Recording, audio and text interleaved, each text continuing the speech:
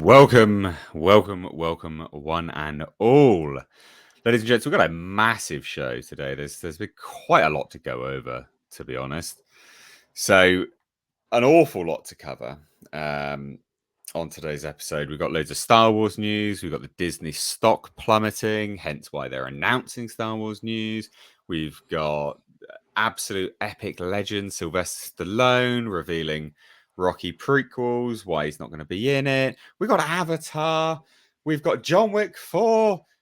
And we're going to have a good laugh at Riri Williams in Black Panther Wakanda Forever. And my little altercation with Elvira, the slutty old woman now over on Twitter who's fully drunk the woke Kool-Aid.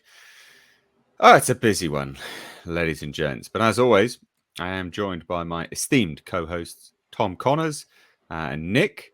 So Tom, obviously from Midnight's Edge After Dark. You'll find a link to that in the description box. How are you doing, good sir? You don't know the power of the announcement.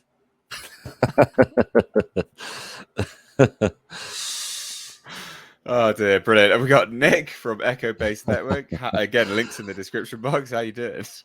Good. I'm still a little exhausted after my long drive from Seattle to Birmingham, Alabama. It was freaking, was it Friday, Saturday, Sunday, Monday? 5 days. 5 days of nonstop driving. Jeez. So it was a long journey, but I'm back. I'm ready to roll, and I'm glad I just made it back safely. Ready to rock and roll. Yeah. And as always, we've got Paulie from the Latino Slant. Links in the description box. How are you doing, good sir? I'm doing great. I feel great. Good to see everybody. Hail to the chat. What up? Doesn't he look like a cool history teacher today? Like World that one history. You think might smoke pot, but you're not sure. Today's class, man, we're going to be going over the French Revolution, man. It's just crazy. Revolutionary. Yeah. We're talking about French and being a revolutionary. Oh, you like Star Wars? There's some rebels here, brother.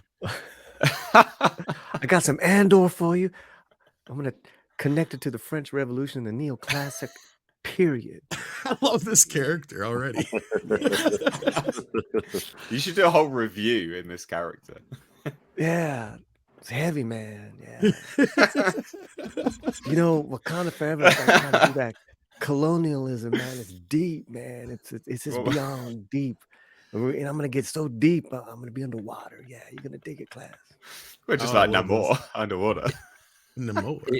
He's reminded me of the pothead from Dazed and Confused with the long hair, but the older version of him, like a couple decades later.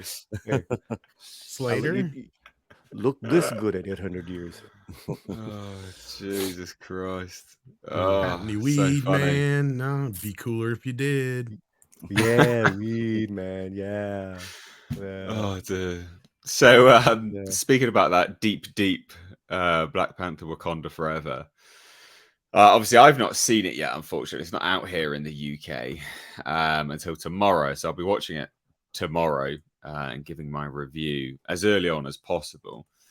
Mm-hmm. But what has been revealed today, or yesterday, or whatever, was the Ironheart costume. Oh wow! From Riri Williams, and I just want to I just want to say straight from the off: do you notice anything about these costumes? So this is the comic one. This is the one we're getting in the. This is the Ironheart costume. This. So do you notice anything about the difference? Maybe anything. Spot pick. They're covering her face up. Yeah, so there's that. Yeah. Astute observation. The helmet is ribbed for her pleasure. For cornrows, for the fucking cornrows. They've literally got ribs for the cornrows. Oh my god. Yeah, I see that. Oh my god. You're right. Not only that, they made her booster things look like a heart on purpose too. Like that's a little too on the nose. She's literally got cornrow holders. Like I need space for my rose, man. Fucking hell. Okay, that aside, like this really feels like not. And then this is no offense to the women in the chat, but like This looks like something that was designed by women because look at the heart thing there. Like it goes down into the point with the blue. Like it really is like I mean, it's overly terrible. designed. It's like, oh my It's gosh. terrible. It's awful. So It is this not was even remotely like what happens if one of those boosters gets blown out? Like if that's a Well, target right there. she's screwed. Oh, isn't she's she, I screwed guess? big time. But That's why I Tony was just- smart with his design. Sorry, that's all I was trying to get. No, to. it was in the hands and the feet, wasn't it? But I mean, you strike up an interesting point, right? Is the comparison, which is important to take a look at. But I mean, there it is again as well. Jesus wept. And we'll look at the VFX in slow mo because it they mess up the VFX. I'm sure Corridor Crew will be spaffing all over their screens, loving it, just like they were She-Hulk. But they mess up the VFX and the eyes start like blinking and stuff, and like parts of the helmet blink over the eyes on it. It's messed up. But it's an interesting point you raise about the comparison because, you know, to take a look at like that whole design, what it looks like, color, right? So the color matters when you're making something VFX wise. Colors matter because it's what, you know, what the backdrop, does it blend in nicely to the backdrop? Does it look too out of place? All those kind of things. So this is great. Like this works nicely, you know, like the color grading works, the VFX work, the design's good, and then you come up to this and you're like, what the fuck happened? That looks like an animated cartoon. It looks like In Ultraman. comparison.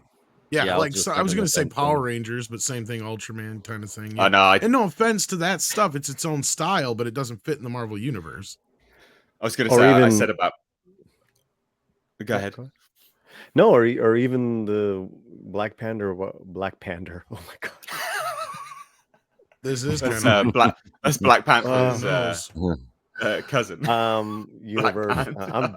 I'm so not looking forward to. I'm going to see the movie right after this, guys. Oh, Black Panther, no. you're going to go see it today? Yeah, I he's got bought the ticket tickets. last week. Oh, okay. I can't wait to see what you think. It's a shame. Black It's a shame Panther. you couldn't I'm have seen it stealing before that coming on shit. here. Black Panther. Wow. God damn. Black I mean, Panther it's Wakanda just forever. awful. It's Yeah, just this awful. Ironheart costume, it's almost like it should be in with in like Jingle All the Way with Turbo Man or something, you know. It just looks Yeah. cheap. Yeah. Too bright, too vibrant, Mm. doesn't line up properly, doesn't make sense. We're almost 15 years out from that first picture you showed us too. Can you of go Iron back Man. up to it real quick? It just looks like you know, the 50-foot, you know, supersized character, like you said, like the what'd you call Ultraman. it? It looks like Ultraman. Ultraman. Yeah. Yeah. Yeah, absolutely looks like Ultraman. 100%. Oh boy. Well, It's and that terrible. energy show of Iron Man is 15 years ago, and that looks more realistic, more photorealistic. Yeah, like the VFX. We've been saying it for months, for years, about Marvel and their VFX getting worse and worse and worse and worse and worse. How it started, how it's going. Exactly. And Andre said flat out that this feels like a Disney Plus series that was just crammed together into a movie. Oh, He says it even feels episodic. He said. Well, speaking of, wow. didn't it get greenlit for a Disney Plus show? Yeah, well, so it hasn't. So they Ironheart's got a show already, but yeah, I don't know about the other ones. Yeah, no, they've been talking about doing loads of other Black Panther, Wakanda Forever, Wakandan set Disney Plus series. That's what they're looking to do. It's like, why? It's not an interesting place, and the more you explore it, the less interesting it is. You know, give me. You want to do black representation, right? Which is obviously that's the focus. That's what they're trying to do, which I understand. But if you want to do that, focus on interesting characters. They're looking to put the X-Men in Marvel Universe. Give me a Storm origin series, because her origin is amazing and it's very interesting. Give me that. I don't want to see a Wakanda bloody set TV series. Well, I That's actually heard boring that as Storm hell. is going to be. I actually heard Storm is going to be in it. In what? in the Wakanda world, like in one of the TV shows. Like she is getting connected to it. Anyway, I'd back like the to this. Storm origin show. That'd be dope. Yeah, exactly. Just give me that. I'll be Just give me down for that. I don't want anything else. So this is amazing. This is when they actually paid their VFX workers and gave them time to, make stuff.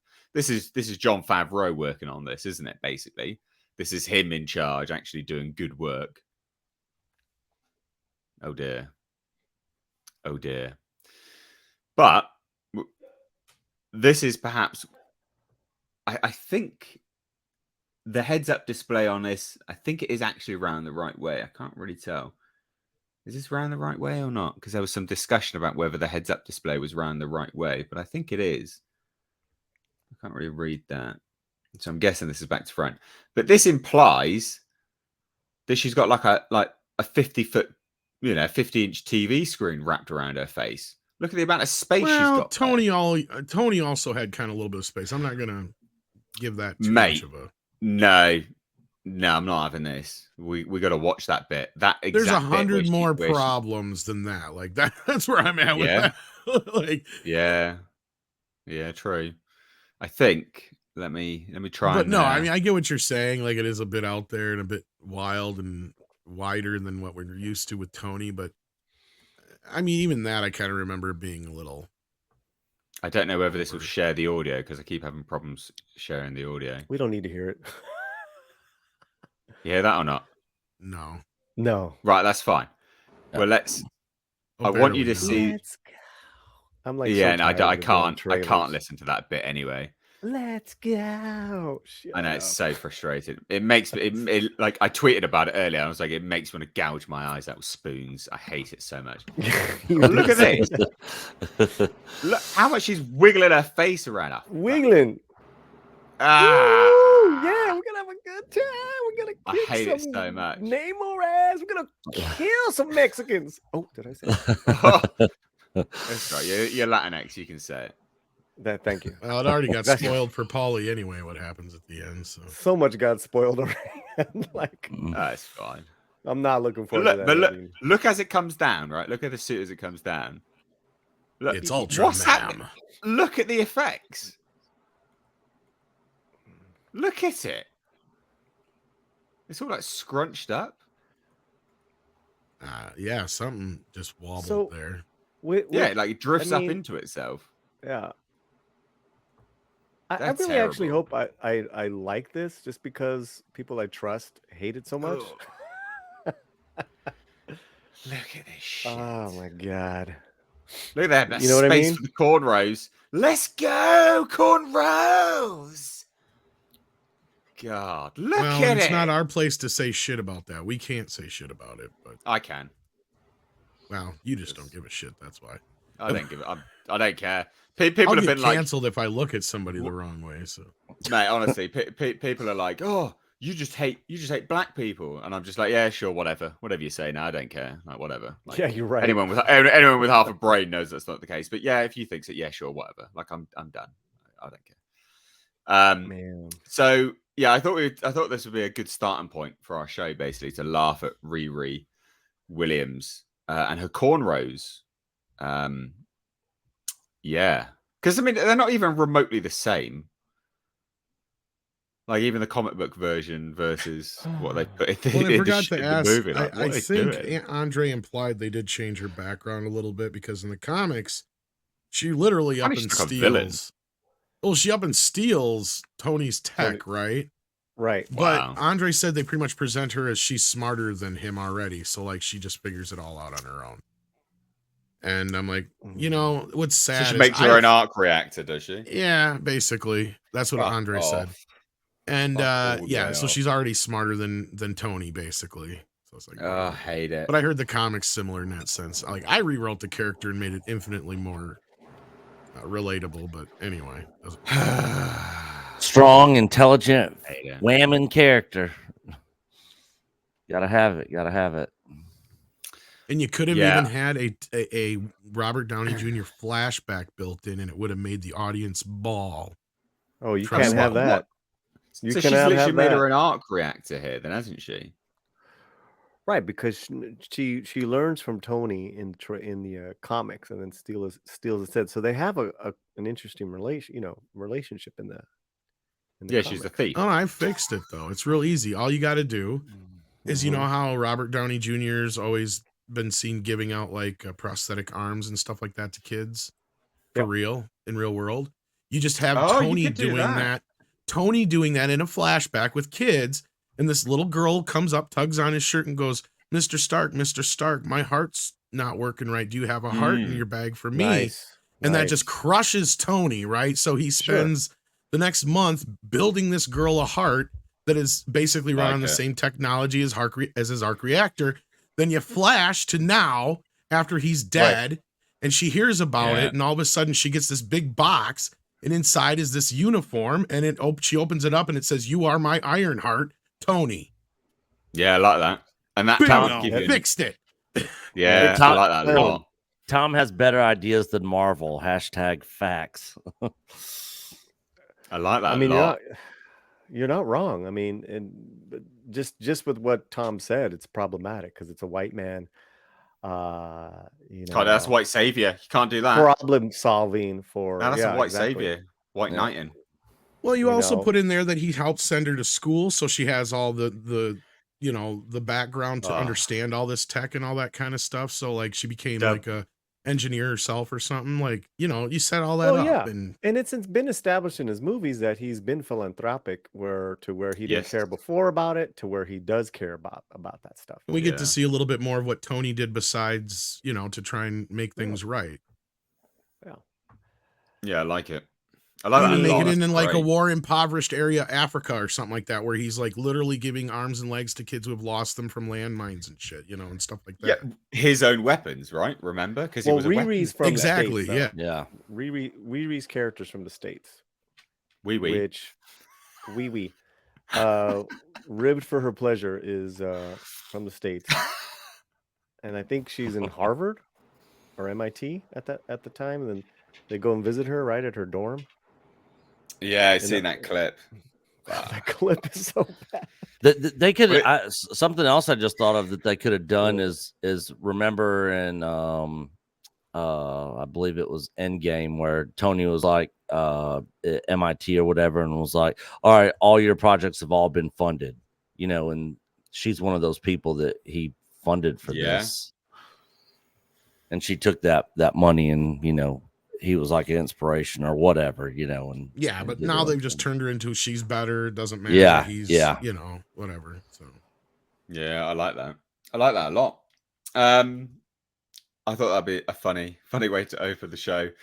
Just real quick, ladies and gents that are watching, in the description box you will see a link to the second channel. So it's Mistakes Reviews Live Archives.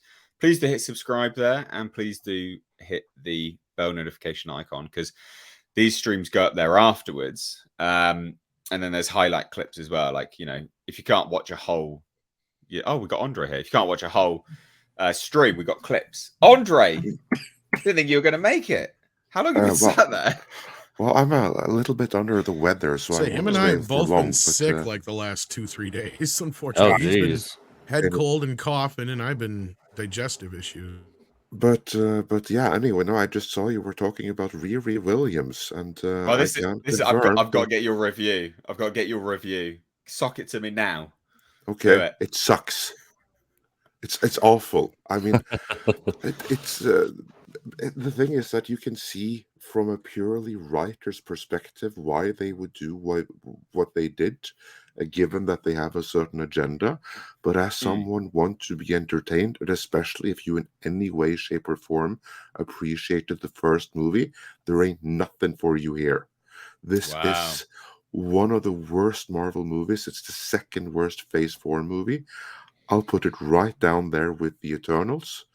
Eternals, in my opinion, was slightly better. But Chris Gore, he thought that this was worse than Eternals. And I hate the Eternals, Andre. I couldn't stand it. Yeah, and, same. And yes, and it's really it's so fractured. because what I said in my review was that it feels like a Disney Plus miniseries, a 6-episode Disney Plus miniseries in every way that has been spliced together into a movie. Because you have like a 20-minute block that deals with like one storyline, and then a 20-minute block that deals with another storyline, and a third 20-minute block, and a fourth 20-minute block.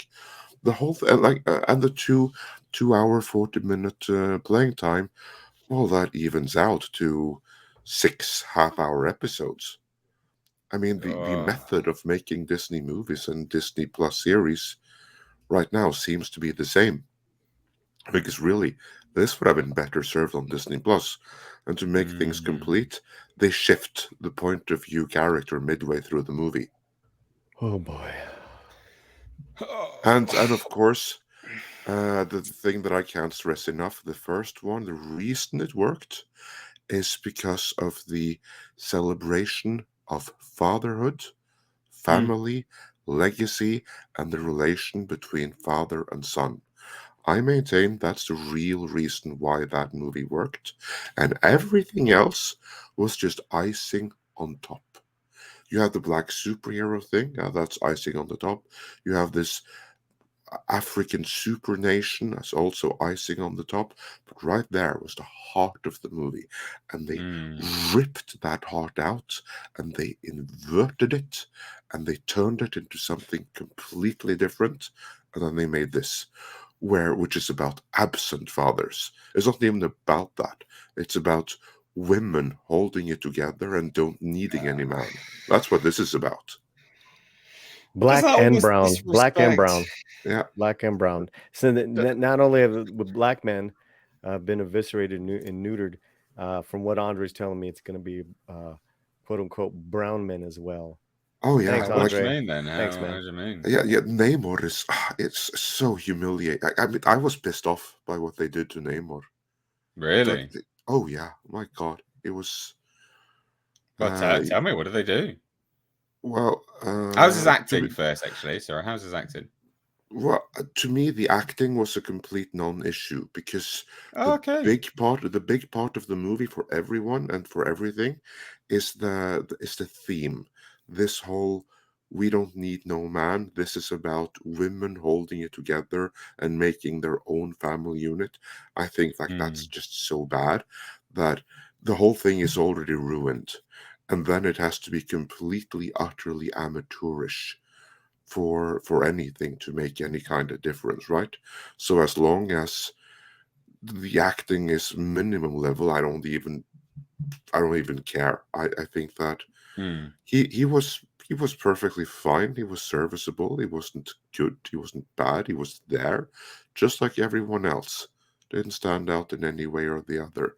I was more offended to what the script writers did to the character, because he starts out badass enough, but with extremely sketchy motivation. Yeah, him too, by the way. He goes on and on about his mother this, mother that. Not one freaking word about his father. Wow. Again, this is like this complete sidelining of men. But he's like the one male character to get any kind of plot or arc, and his arc is basically to be a stupid bullcrap villain to Wakanda for no real reason. And towards the end, to be utterly humiliated by Shuri, take the knee. What happens? And literally, he has to take the knee and bow down and acknowledge That's funny. Yeah. After being funny. What I said before, I think that he was symbolically emasculated. And so they completely sideline the majority of the men in this movie as well, because Winston Dukes from Baku's like barely, he's got like 5-10 minute screen time. 10-15, and he's an idiot in all of them. Oh, really? Yeah. Wow. He's a great character. I know he's really cool, but here he's just a blithering and a very good actor. Yeah. Yeah. And, Andre, how the yeah. I was just gonna ask how'd they handle the death of T'Challa in it? Was it handled good, or did they kind of screwed that up also? Well, I'll They add to good that. and they screwed it up. Well, I'll add to that as a question, Andre. Was it what I think it's going to be when I watch it tomorrow? Is it mourn porn? Yes, Ah, fuck it it. is mourn porn. Very Yeah, much I'm so. not. That's Wow. profit. It's profiteer. It's profiting off of someone's death. Then at the end of the day, like Well- you haven't recast General Ross. You haven't killed him off. Sorry, you've just recast General Ross. Yeah. Right, Same Thunderbolt with Ross. Edward Norton. Just recast him. Yeah. Why is the white guy less important than the black guy? Yeah, no, he's not important. No one cares about him because he's white, so he don't get anything, Damn. which is really nasty, I think. But anyway, so yeah, but so it's like it's mourning porn, absolutely, or mourn porn, or whatever you use to describe it. Yeah, mourn But porn. as I was discussing it in our own stream, and I put this clip up earlier today for those that want to see it. People pointed out that you could tell the exact moment when Paulie's heart breaks. So that's the clip I put up there. And in our discussion on Midnight Search Live Archives, but anyway, in our discussion there, when I was talking with it to Tom pointed out something to me that I hadn't fully considered. T'Challa, he dies and it's his own damn fault. What? He dies because he's an idiot. Oh, He died geez. because he wouldn't acknowledge Shuri's superiority and go and ask her for help with his medical issues, because she comes up with something that probably was a cure like 10 seconds after he died. So if he You're only joking me. no, literally, it's like 10 Yeah, seconds. it's a virus of unknown origin that he got from Yeah. Killmonger, evidently. Yeah, monkeypox or Oh something. I my. don't know. One or the other. They don't even tell you what it is. So it's kind of like when Jane got cancer. They don't say what kind of cancer. She just got cancer. Yeah. Yeah, exactly. He just got some virus. Yeah, whatever. It's fine. And they're really struggling, but Shuri is able to come up with something that has a 30% chance of being efficient. 10 literally 10 seconds. 10 seconds after he's dead. So if only he had come to her maybe 1 hour earlier, if T'Challa hadn't been such a stubborn fool, if only he could have admitted that Shuri knows better than him just 1 hour before, and he would have lived. Because maybe with 1 hour more, she could have gotten the cure up to 70% and he'd be fine. So this movie's, it's like a 3-hour viewing experience with trailers, right? Like it's 2 hours 40 minutes. And then you've It's got 2 hours. trailers. It's 2 hours 40 minutes. Again, it's like 6 episodes. It's a simple running time as She-Hulk almost. But Hey, in can I just interject? Breaking Go for it. news. Oh. Breaking news. Anyone in the Los Angeles area, I have a Wakanda Forever movie ticket available. I am forfeiting and giving it to a white person. Giveaway time. I'm bucking the trend. If you give it to a black person, you might be able to get it as a tax write-off, though, probably. Oh, dear. It's a good I don't idea. want to go now. So I yeah, don't want but to go. here's like the thing that there are things that you can like see that this is okay, this is okay, this is okay, but as a whole, and when you explore the subtext and you see the meaning, and that's what I do. I mean, the enjoyment that I get from movies is unpacking the subtext and the true the meaning, narrative. the stuff that is just like one layer below the screen story. I mean, if for stupid people, that I don't mean that came out wrong. For people that just want to completely switch off their brain and don't think in any way, shape, or form, this movie's probably going to be fine. The same kind of people that think, Phase 4 is just as good as all the others. What you're talking about. Those people, they're probably going to like this movie. But if you are able to, even subconsciously, appreciate what goes on one layer below with the true character relations and what is being done to the character, which situations they're being put in, are they being rewarded, are they being punished, what? There ain't nothing to enjoy here. Damn. Well, what was even Brutal. funnier that struck me as funny was Andre was explaining the movie, and even though it's so long, he's sitting here telling me like all these things that supposedly happened between the movie, and as he explained it to me, I'm like, Andre, that they just reiterated the plot of the first film is all they're doing. So basically, they take the time to reiterate what happened in the first movie, and it sounds like they took a lot of time to do that, from what Andre was saying. Wow. Yeah, because they have to kind of like explain what has happened between the previous movie and now, and then they recap the previous movie, and then in that They don't they need they to do that. basically they basically mix in how the At some child point, is dead. evidently, it sounded like you had implied that Killmonger had given him a virus at some point that we didn't know about. That's again, this went really fast to me, and I haven't seen the first movie since it came out, so I wasn't able to fully separate like what happened in the first movie and what did they make up. But what I got from it, and I could be wrong with this, because it was like, oh, hold on, here you have a 2-hour, 40-minute movie, but you rush through this in 10 freaking seconds. I was like, Jesus, let me take notes here if you're going to do it that way. But anyway, what I got from it is that somehow it's Killmonger's fault, and he's in jail. Because So he's alive and well, but he's in jail. I say, and I thought he presumably. died at the end of the last one. Well, anyway, maybe you did, but my interpretation was off then. oh my god, what yeah, a so- cluster! And so Namor, my brain hurt. No.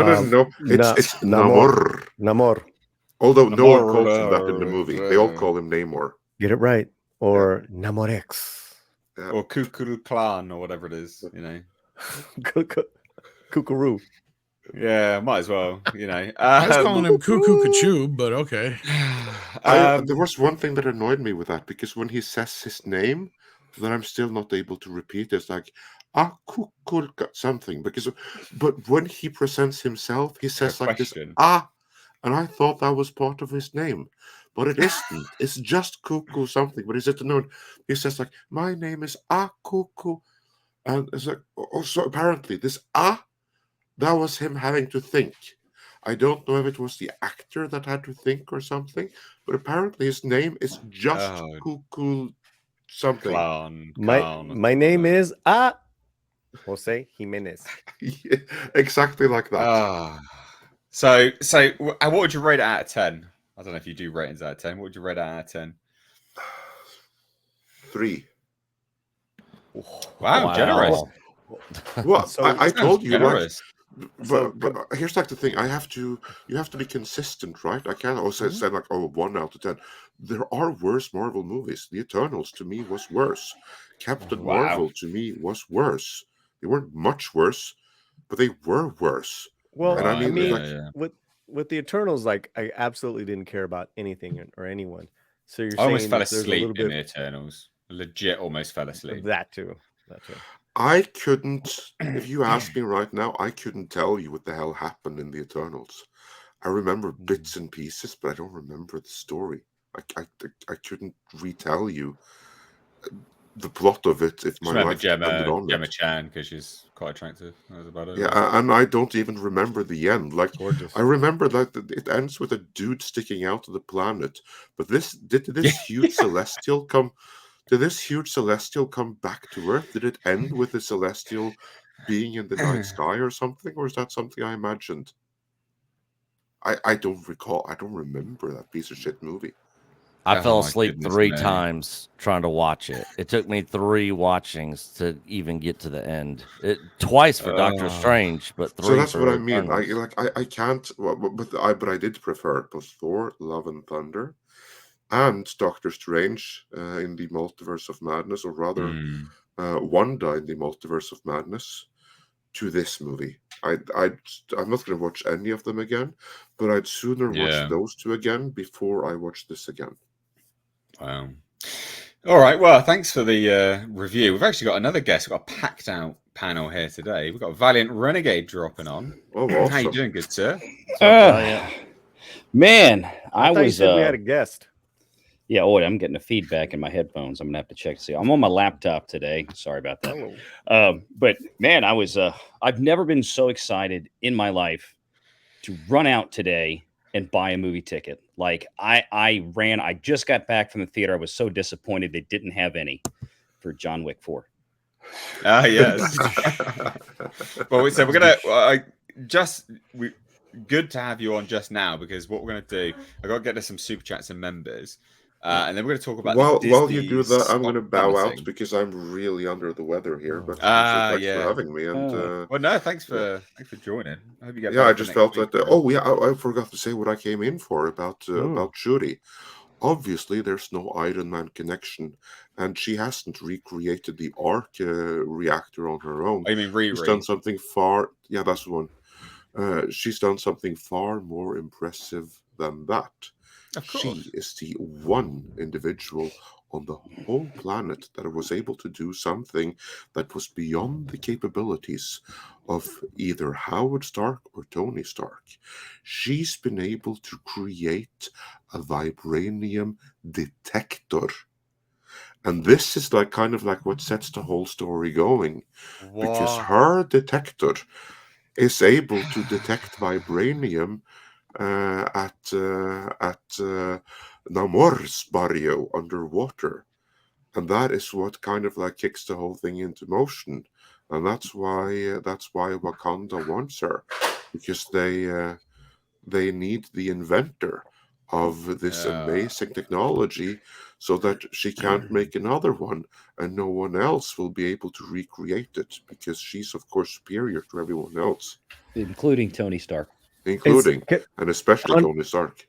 Andre, before you go, is there at least a Danny Trejo cameo in an underwater lowrider tattoo Aquaman type of We should be so lucky. Well, if there was, I didn't notice, because like all of the Telecon Aquaman, there's all of the underwater vatos. They are all wearing these masks. That was really stupid too, because they're blue above water, but they have their usual skin color underwater. There's like different to tell them apart and see who's who. When they above water have like their face, they're not only are they blue, they have their face obscured. So wait a minute. I'm so upset.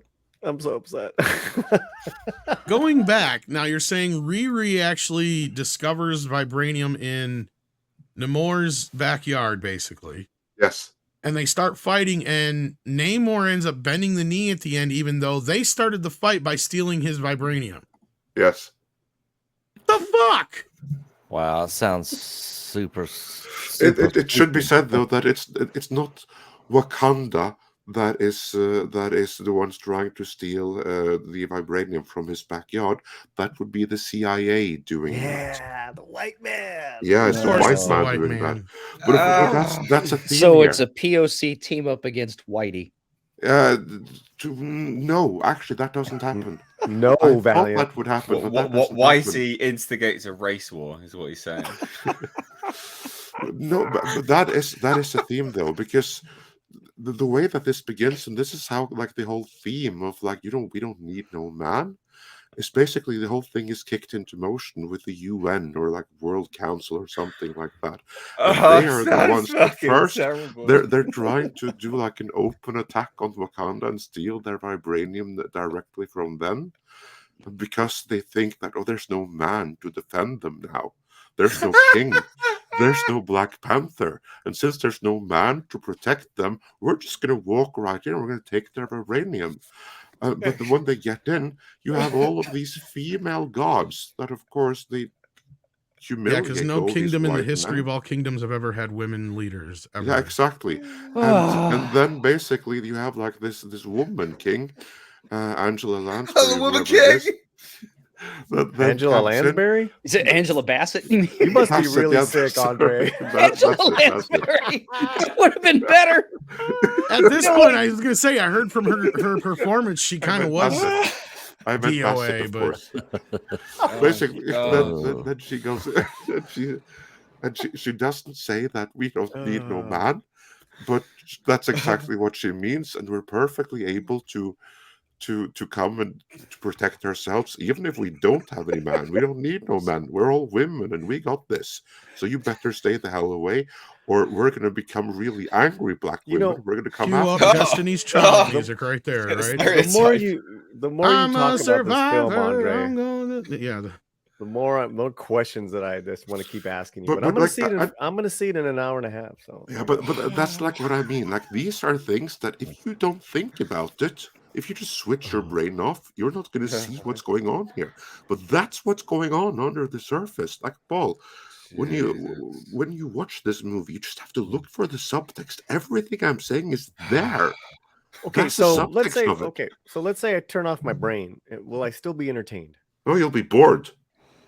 That's what a lot of other people are saying on Twitter right now. I've seen more than one person say it's boring as fuck. You know, this already. is starting to make a whole lot of sense. I've been wondering, trying to figure out how does it take 3 hours to tell a really bad story? And then I saw the poster. I'm like, oh, all female cast.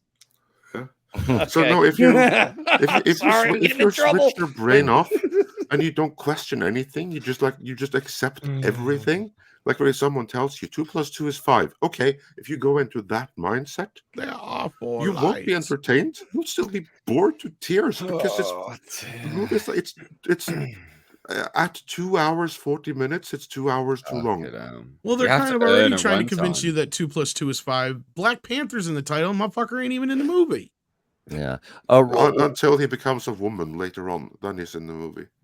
Well, real quick, this on is literal perfection. It will be Yeah. when it fits a woman. Yes, exactly. Nick, go ahead. I heard a rumor that they kind of took a shot at anti-vaxxers with T'Challa's death by not taking the jab or something. Did you get the sense of feeling of that at all? No, I did not get that. I did not Okay, get that. The only thing I got from that was that he was a stupid, proud man that didn't want to ask his superior sister for help. And if he had just done that 1 hour before, he would have been fine. There was What a terrible. But literally, concept she came up with something that would have been 30% efficient, 10 seconds too late. Imagine what she could have done if she had 59 minutes more. Yeah. Wow, terrible. Imagine what Paulie Damn could do. T'Challa. Imagine what Paulie could do with 3 hours more of his time that No, he's not gonna get Andre- back from watching this movie tonight. Just from you explaining it, I Bro. instantly got to try and say this without getting Mr. H in trouble. Definitely got a Koof parallel with Cool the, vibe. definitely the way you explained it. Thing, yeah, there's a cool Like she thing made the in magic that he has a virus. cure, and well, that's what I'm saying though. But Yeah. since he didn't say nothing, silence is death in this case. But there is none. There's like no. Oh, he should have gotten the jab, but he would have been fine. No, there was nothing like that. No, but it's implied However, that if he would have just said something, then she could have made a cure fast enough, right? But Yeah. what is the arbiter of truth there? Whenever we go to the news, it's CNN, the most trustworthy name in news, with Anderson Cooper. So you have that in there then. Oh, he's But, in it, not but- Don Lemon. CNN is in the movie. Oh yeah, CNN is in the movies. Whenever they need to fuck relay any this. news, they cut to CNN and Anderson Cooper. Oh, the lovely. worst news organization ever. Exactly. Trusted. Who was that? Who was that? The back in the 90s? Who was the African American gentleman on CNN? I liked him. Did he pass away? You guys remember Which what I'm one? talking about? He was No like idea, the man. first dude. Speak to a Brit. Forget it. I don't know. I didn't pay that much attention to CNN back then. We didn't have CNN in the 90s, so I wouldn't know. This is when CNN Right. was like, Oh, kinda- you're talking about not Wolf Blitzer before him. Bernard Shaw. Bernard Oh. something. Yeah. Shaw. Bernard Shaw. King Yeah, or Shaw. yeah. He died. He died just God. He just died like a couple months ago, I think. No way. Yeah, How yeah. old was he? Oh God, Yeah, he's an older gentleman, but yeah, he was that would've older. been cool to. Damn. Oh, okay, so there was nothing suspicious about it. Yeah, Why am yeah. I He saying died. this? I have no idea. Okay. I'm sorry, Nate. That's right. Well, But listen, Andre, anyway, won't keep you talking about CNN anchors' deaths and things like that any longer. I know you're feeling under the weather, my man. Yeah, it's all right. I'm just having a cold, but anyway, I just want to share like some perspectives on the movie because this is a movie when you watch it and you really watch it and you see the subtext, this is a movie that has to be seen to be believed. And you know what I would love to do? I would love to have all of you on, and we do like a watch party later on where we get high and we get drunk. Not Paulie. You don't get to do any of that. You just get to witness He can the rest pretend of to us be the doing cool it. history teacher, though. Yeah, exactly. You can pretend.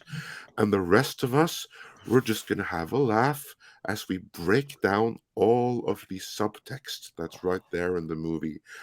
And then we can all laugh while Paul is gonna cry because he's going to when you see what's done with Namor. I got a bottle of Jack Daniels ready to go. I'm game. See, I don't have that luxury to like dull my senses with alcohol and drugs. No, so you're gonna have to feel it for all of us. But seriously, that would be a real hoot just to go through this and point out all the subtext and laugh at it. And don't even get me started on Martin Freeman, Bilbo Baggins, on the Tolkien white guy. It's the most ripped guy I've ever seen in any film ever, who just basically gives up his career and everything because Shuri asks him to, and he owes them. He's got to make room for the minorities. And this is the best thing because he's like married to this director Elaine from Seinfeld, who was like in Hawkeye and stuff like that. And then it turns out that, and then we are. Oh wait, he's married to Julia Louis-Dreyfus' character. It sounds like it. Yeah, he was married. They're the ex-wife. Oh, and she was in the Falcon and the Winter Soldier. Yeah, exactly. And we are led to believe that he's able to fool her and pull wool over her eyes as he communicates with Wakanda behind her back. But then it turns out towards the end that, oh no, I was on top of you the whole time. I bugged you. I know everything that you said. Now you're going down and you're going to jail, you evil toxic man that thought that I was just a stupid woman. But no, me, superior woman, better than you. So, yeah. This is a problem. This is a big problem. So she's Amber Heard? Well, she doesn't shit in his beds that we know she's just recording everything he said. I'm just saying, yeah. But is Andre? I'm sorry, I don't know if Andre's going to split. Yeah, go for it. Ask. No, I was going to go off another tangent with Valiant, but we were on what we were talking about, that DC swagger compared to the MCU. This is what I'm talking about, guys. Yeah, they're gonna die on this hill, and DC is gonna come and take it all. But DC's on the rise now. Take over right now. Because for DC to take over, two things needs to happen. One is that DC needs to get their shit together. That's happening. And Marvel needs to drop the ball and continue dropping it. And from everything I've heard, from everything you've covered, Valiant, it appears that they are primed and determined to continue dropping the ball worse and worse from here on out. Yeah, I mean, their partners aren't too happy when it comes to making toys and selling them. I mean, that's for sure. Well, I'm sure BlackRock is. So yeah, and real fast, because we're talking about the lack of fathers, the lack of men, and then the men. That's I'm getting those comments a lot in my videos in regards to this, and because they're so hungry. And when I say they, the ones that are commenting that want that Latino representation, and I say don't look to Hollywood for it. Yeah, no, please don't. Don't look to Hollywood for anything. Moral lessons, right? Well, representation. Hollywood's worse than prostitutes, right? That's worse than a brothel. And remember, we're talking about an MCU movie. We're talking about an MCU movie. That everything that Andre just reviewed, that he just all his critiques. He's talking about an MCU. He's talking about a Marvel comic movie. Yeah. Yeah, don't look to Hollywood for your moral lessons, right? They're the most morally bankrupt people. Like they can't teach you good morals. Well, far from generally they can't teach you depravity.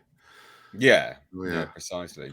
But with that, I am going to bow out. I just want to say thanks for having me. It was a pleasure to Thank drop you, in. I dude. look forward to being again here next Next Thursday. Thursday. For those that wonder where you can find me, I see that Homo Equalis wonders that. Well, you'll find me over at Midnight's Edge, In the and description box. you'll also find all of us here over at Midnight's Edge Live Archives. And because that's where we clip our live streams, and the three most recent clips are about Black Panther. That's where you get like Tom and Paulie's instant reactions to me breaking all of this stuff down live. You should check out the most recent one that we put out earlier today. Really Just good. a few hours ago. Yeah, it was a cool Mm. one. As pointed out in the comments there, you can see exactly the moment when Paulie's spirit and heart just breaks and gives in. Shatters. And you did it again today, 2 days in a row now. That's funny. Well, this movie is just a gift that keeps on giving. But that's what happens when you have a boss that is just expert at picking up subtext, and a company like Marvel that is just insistent on baking it full of anti-male and, dare I say it, anti-brown propaganda, because Victoria Alonso, she must hate her fellow Latin people. I can't imagine otherwise. Because Wow. like the thing with Namor and his fellow submariners, it could have been so cool. All the ingredients were there, and they were so cucked. Mm. They were so humiliated. Like they were so. It was so dumb. I was so disappointed, because that's what I was looking forward to the most in the movie. Yeah. Yeah. And it was the biggest disappointment for me, as I'm sure it will be for everyone of Latin origin. Well, I've got to watch this film So, tomorrow, yeah. so I'm not looking forward. I can't frankly. wait to discuss it with you all. H, when tomorrow will you be seeing it? At what time? As early as possible for me. Cool. So then you can like- come on our stream and discuss it in the afternoon then. Yeah, quite possibly. Quite possibly. Perfect, Paul. I need you there as well. It's going to be freaking awesome when we have you all there. My God, it's going to be a takedown of the ages. All right. With that, take care, everyone. All right, man. Hope you feel better. You Get get well. better. Yep, Bye. get feeling better, Andre. Cheers. Right, let's get us some super chats real quick before we move on to the next topic, which Valiant, I'm probably going to get you to lead on that one because it's about Disney stock and things like that. But we got one from Rich for £10. It says, "Hi, Mr. H and guest. Mr. H, I love your videos and extremely accurate leaks. Thank you.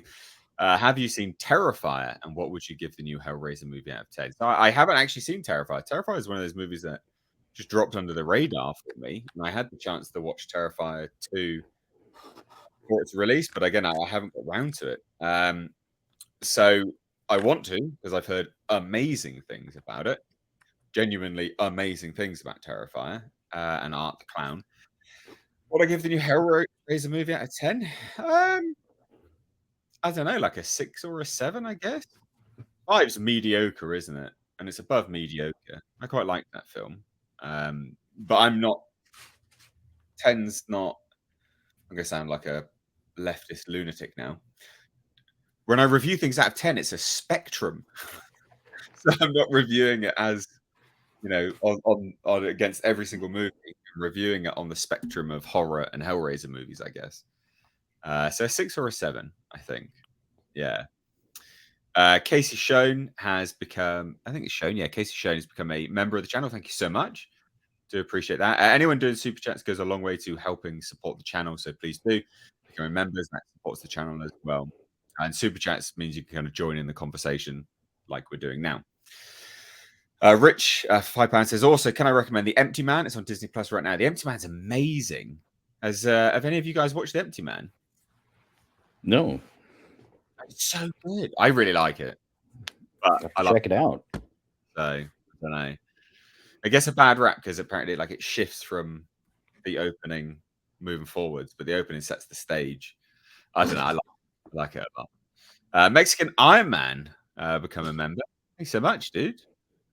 Nice to have you on. We got Ozlek for $4.99. Says first it was We Was Kangs. Now it's Oi. I'm not doing that. I can't do that. But Paulie, can you do this? Oh no, he's be right back in. God. Anyway, something. I can't do it. Sorry. What was it? I don't know. It was. Yeah, I have no idea. Undoubted. Says in the comics there is an intergalactic empire of Wakandan that enslaves the universe. No clue as to what Black Panther is. Is there? Is there? I've never heard of that. Wakandans enslaving people in parts of the universe. Wow. Okay, I'll take your word for it. Tom working for $10 says old school here. I know all the cool ways Namor fit into the larger Marvel universe. Susan Storm, First Mutant, and this is what their direction unaddressed letters. I really want a Storm origin series. They're talking about Wakandan set series. Give me a Storm origin. I think that'd be absolutely sick. Right. So Valiant, my dude. What do you know about Disney stock plummeting? Well, he's clearing his throat and everything. He's ready to go. Well, look, considering it was one of these things that have got caught up in a lot of macroeconomic issues, right? You've got inflationary pressures. And of course, anytime you have a lot of inflation, the biggest concern is one of the first things that the general public is going to let go of or cut back on as prices go up are luxury ticket items, right? You're not going to go buy as fancy of this or that. You might not take as nice a vacation.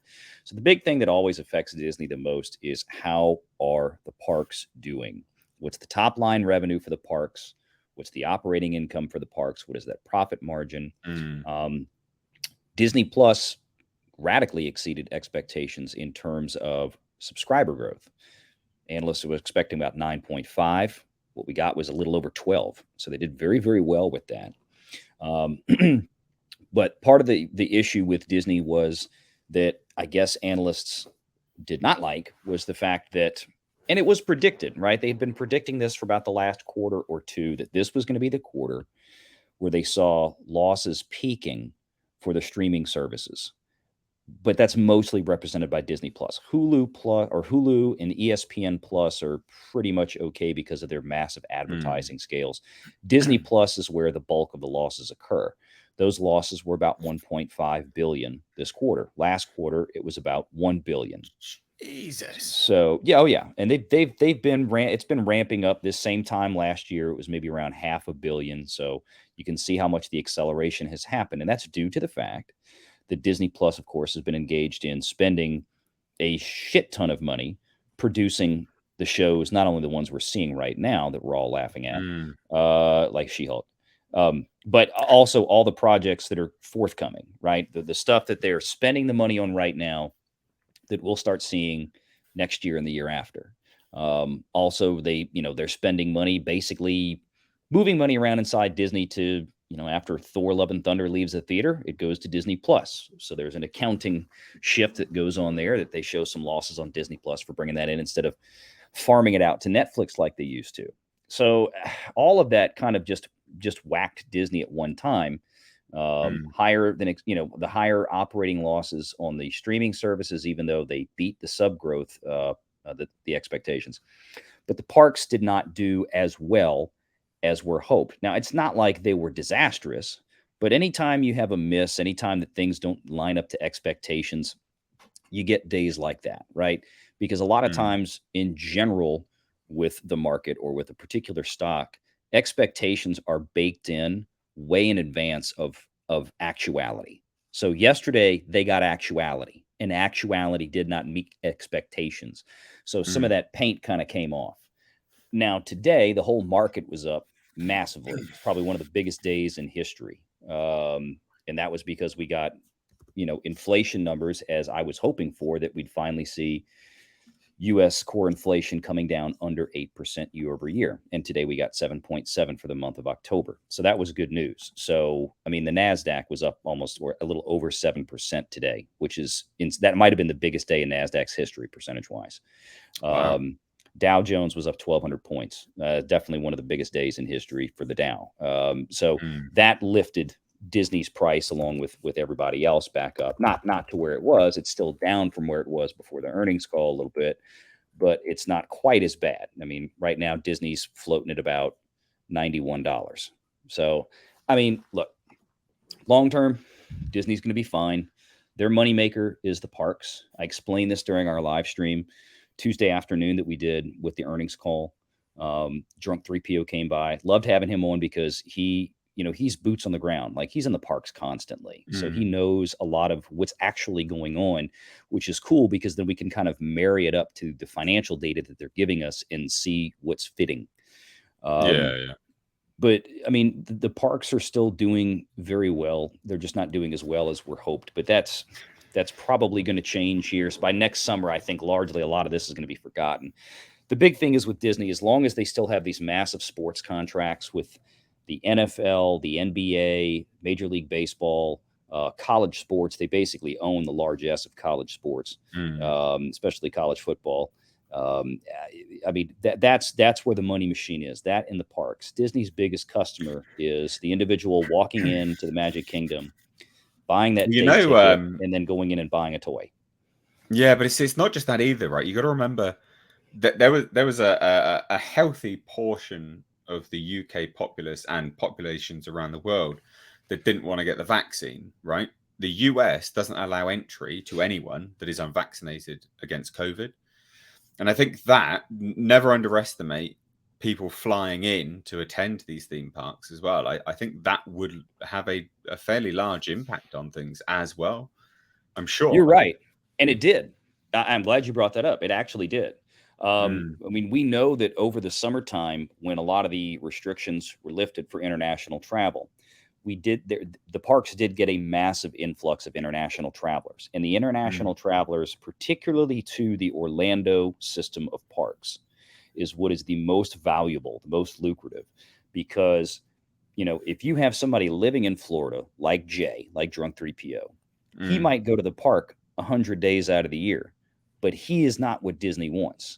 What Disney wants is the next level up is the people that drive in from out of state, spend money to stay, they buy more stuff, they spend more per capita. And then the international travelers are even way above that. When the international travelers that's come a in, whale for Disney. They really spend money. Their per capita spending is crazy. Yeah, of course it is, because it's a tourist destination for them. That's something which that's their vacation. It's their yearly thing that they're like, yes. Some of these people, that's once in a lifetime opportunity that they attend something like this. But they're losing that because the US as a whole doesn't allow unvaccinated people into the country anymore. Right. They had a big influx of them over the summer, and it has since, I don't want to say dried up completely, but it's gone down substantially. Yeah, makes sense. And I think that actually leads us on nicely, to be fair, onto all of these Star Wars movies that have just randomly been announced out of nowhere on the back end of the earnings report and call, because that's undoubtedly connected. I would say, wouldn't you all? You're not going to announce all of them. I mean, it's strangely coincidental otherwise, isn't it? You get Sean Levy in talks to direct, a mystery Star Wars movie once he's finished Deadpool 3 and Stranger Things. I mean, that's them trying to be like, to investors, no, we're really good. We're still working on things, Yeah. I found it funny considering we had just heard that Kathleen Kennedy was told to stop announcing things. Oh, it made me laugh so much. Yeah, but it's not like this was an official Disney announcement. No, I get it, and I think this was probably something that was more or less squeezed out of Levy on accident more than anything. But we had another one that got canceled, and then you had the Indiana Jones business come up too yesterday. So. Well, no, it's not just that. There's even more, right? How have you? You guys have not seen. I may have missed another thing. Maybe it's hard to say. Yeah. So Studio Ghibli.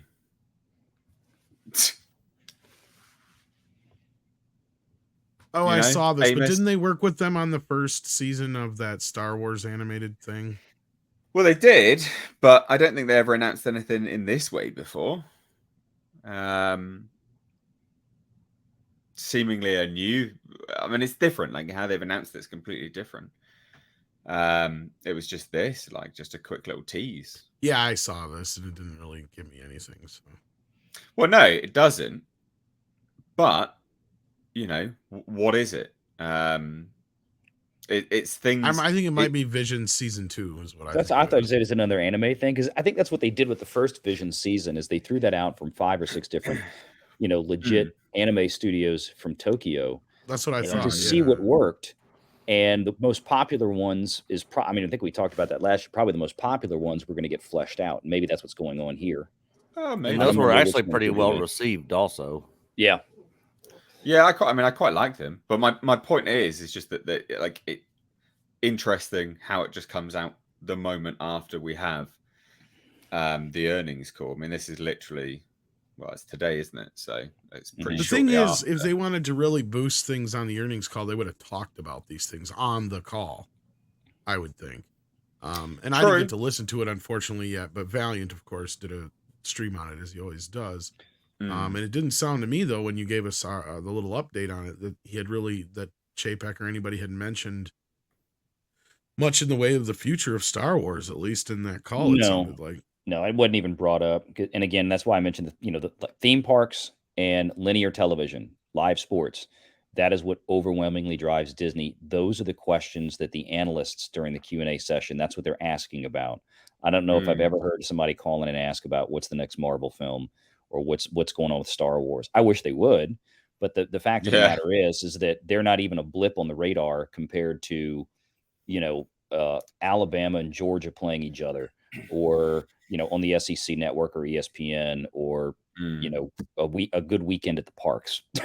So yeah. Well, the reason why I thought that this was all like purposely leaked is like Levy releasing that information, or not releasing it, but it coming to deadline anyway, and then this dropping here.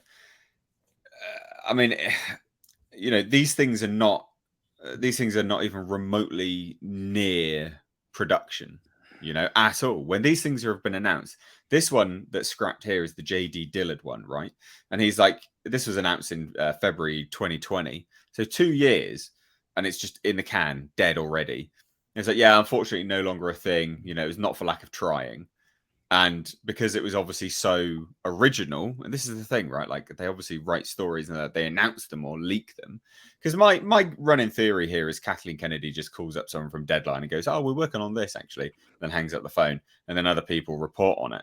It must be, and it's just trying to tick things over to show that they're still doing something. Because this one, I mean, this guy's now just going like, "Yeah, I'm going to make an original space movie now." It's like. So your idea must have been, I'm not saying his idea was bad, but his idea must have just been, so original that he can just take it and just rework it elsewhere. But it goes to show when these things are announced, they're just so early on, very, very, very early on. And it adds to my sort of theory anyway, that Kathleen Kennedy just keeps dropping this information out. I think purposely. I wouldn't be surprised if she's leaking a lot of this, since she can't officially say anything. Right, or she's leaking Star Wars movies worse than her Depends are leaking here at this point. I mean, yeah, she'll get the person that they're in communication with, like Levy, to go and throw something out there, throw some comment. Hey guys, I might be working on a Star Wars film. That way. Yeah. Well, I didn't say it. And then again, most of them never come to fruition. So it's just one of those things where. Well, you also forgot one thing. We did get the Acolyte cast the other day too. Was announced. God. Yeah, that was official though, because there was some production. Yeah, that was actually official. So that's what I'm saying. So there is actually even more Star Wars news to top off. But yeah. Well, I guess that kind of rounds it out there, really. I mean, do you see Disney coming back from this pretty major drop? Did they rise that much from the drop off or not? They were up about $3 or $4 today, 3 or 4%. So yeah, I mean, look, it's. Things are going to settle in because, again, one of the biggest things that impacted Disney's performance was the fear of continued inflation. What impact is it going to have on it down the road, right? So if inflation pressures continue to ease here, then that's going to start pricing into their stock, because at this point people are going to start looking at, well, it's not what Disney's worth today, it's what do I think the stock is going to be worth next summer.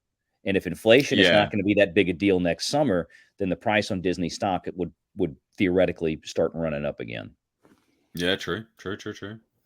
Yeah, that makes sense. And plus, with the current state of the economy and inflation and stuff, I mean, like everything is down right now. Crypto markets, stock markets. I mean, everything's kind of in the toilet. Yeah.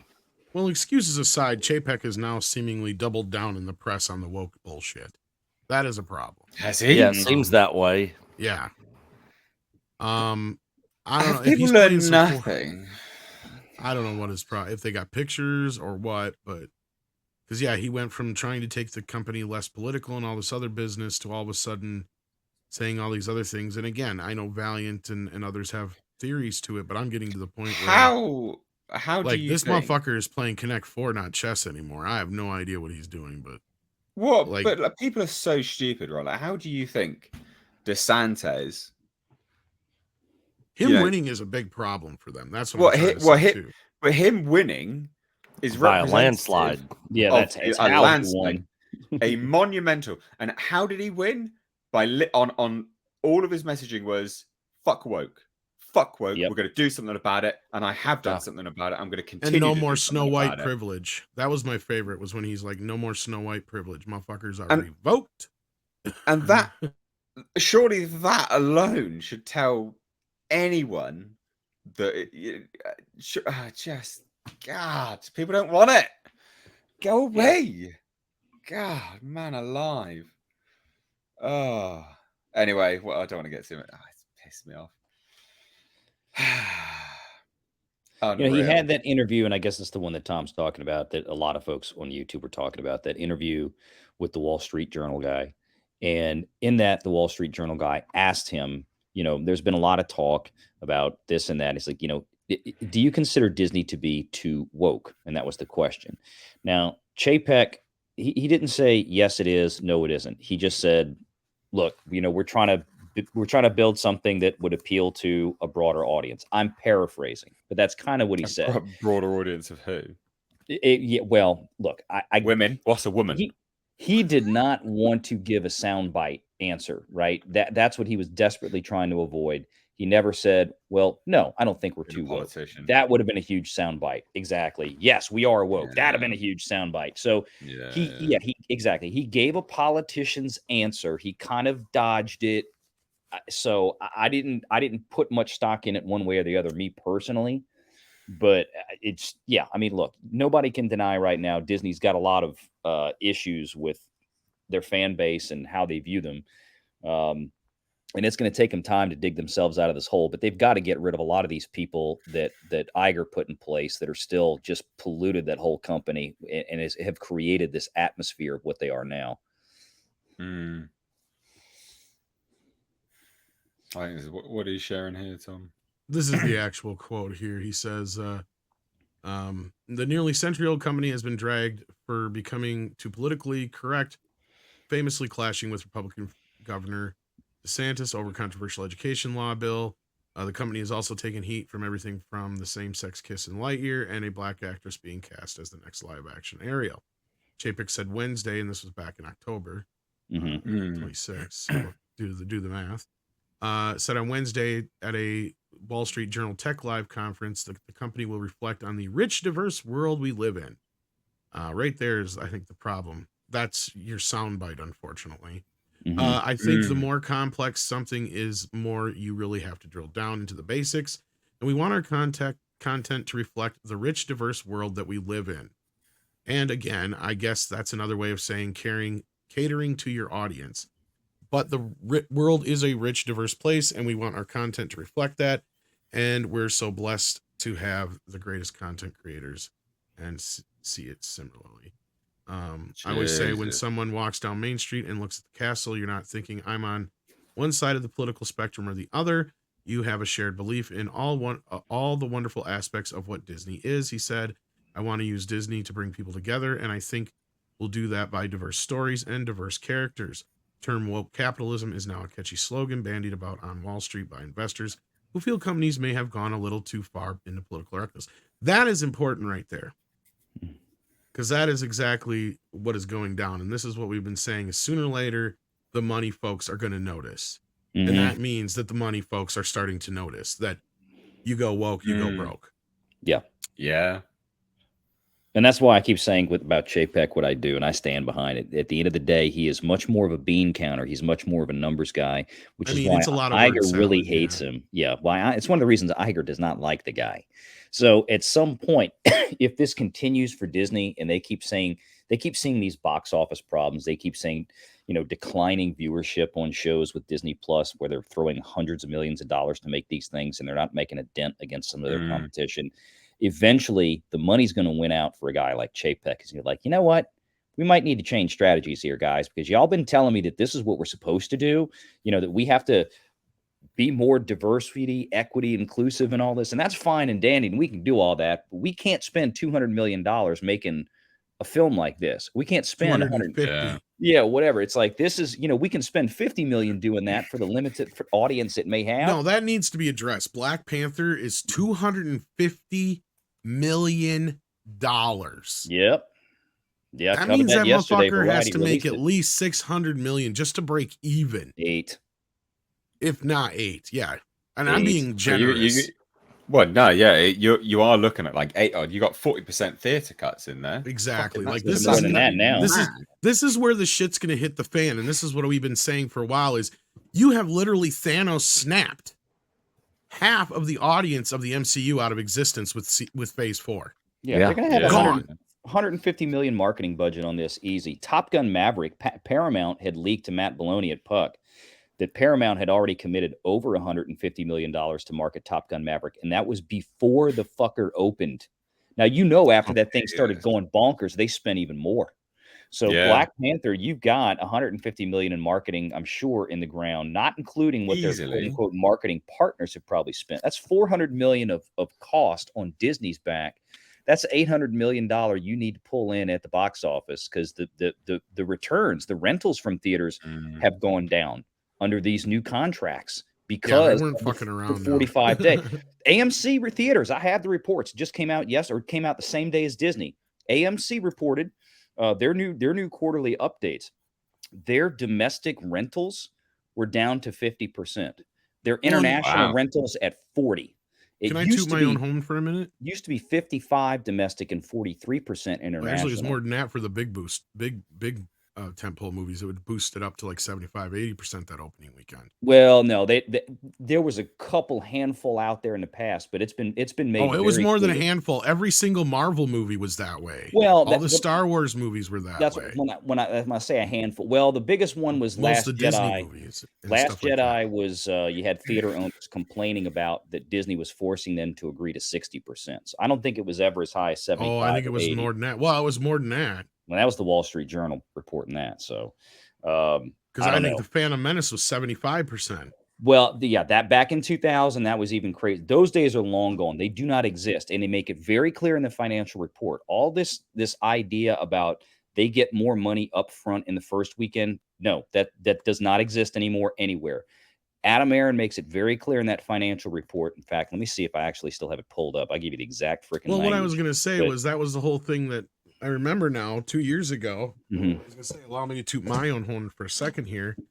When I flat out said that the studios are going to learn that they need theaters a hell of a lot more than the theaters need them. Right. And people laughed at me.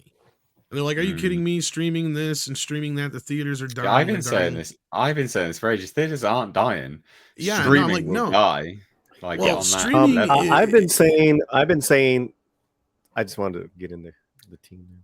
Yeah. Well, I've been saying I've been saying. Go ahead, Tom. Anyhow, we've been saying, Tommy. They said, then that the studios don't need the theaters, and I'm like, bullshit, they do too, because the theaters will adapt. And the reason the theaters are where they're at now is because of all the demands of the studios. And there were a lot of those Disney movies and other ones, they were getting higher up there than 60% Valiant. I'm pretty damn sure of that. Well, some of them might have been getting some spiffs, but let me tell you, they're performance triggered. And what AMC made very clear was, and I told people this was going to happen last year with all the Warner Brothers stuff, and then the Disney 45 days, I said, all this upfront is gone.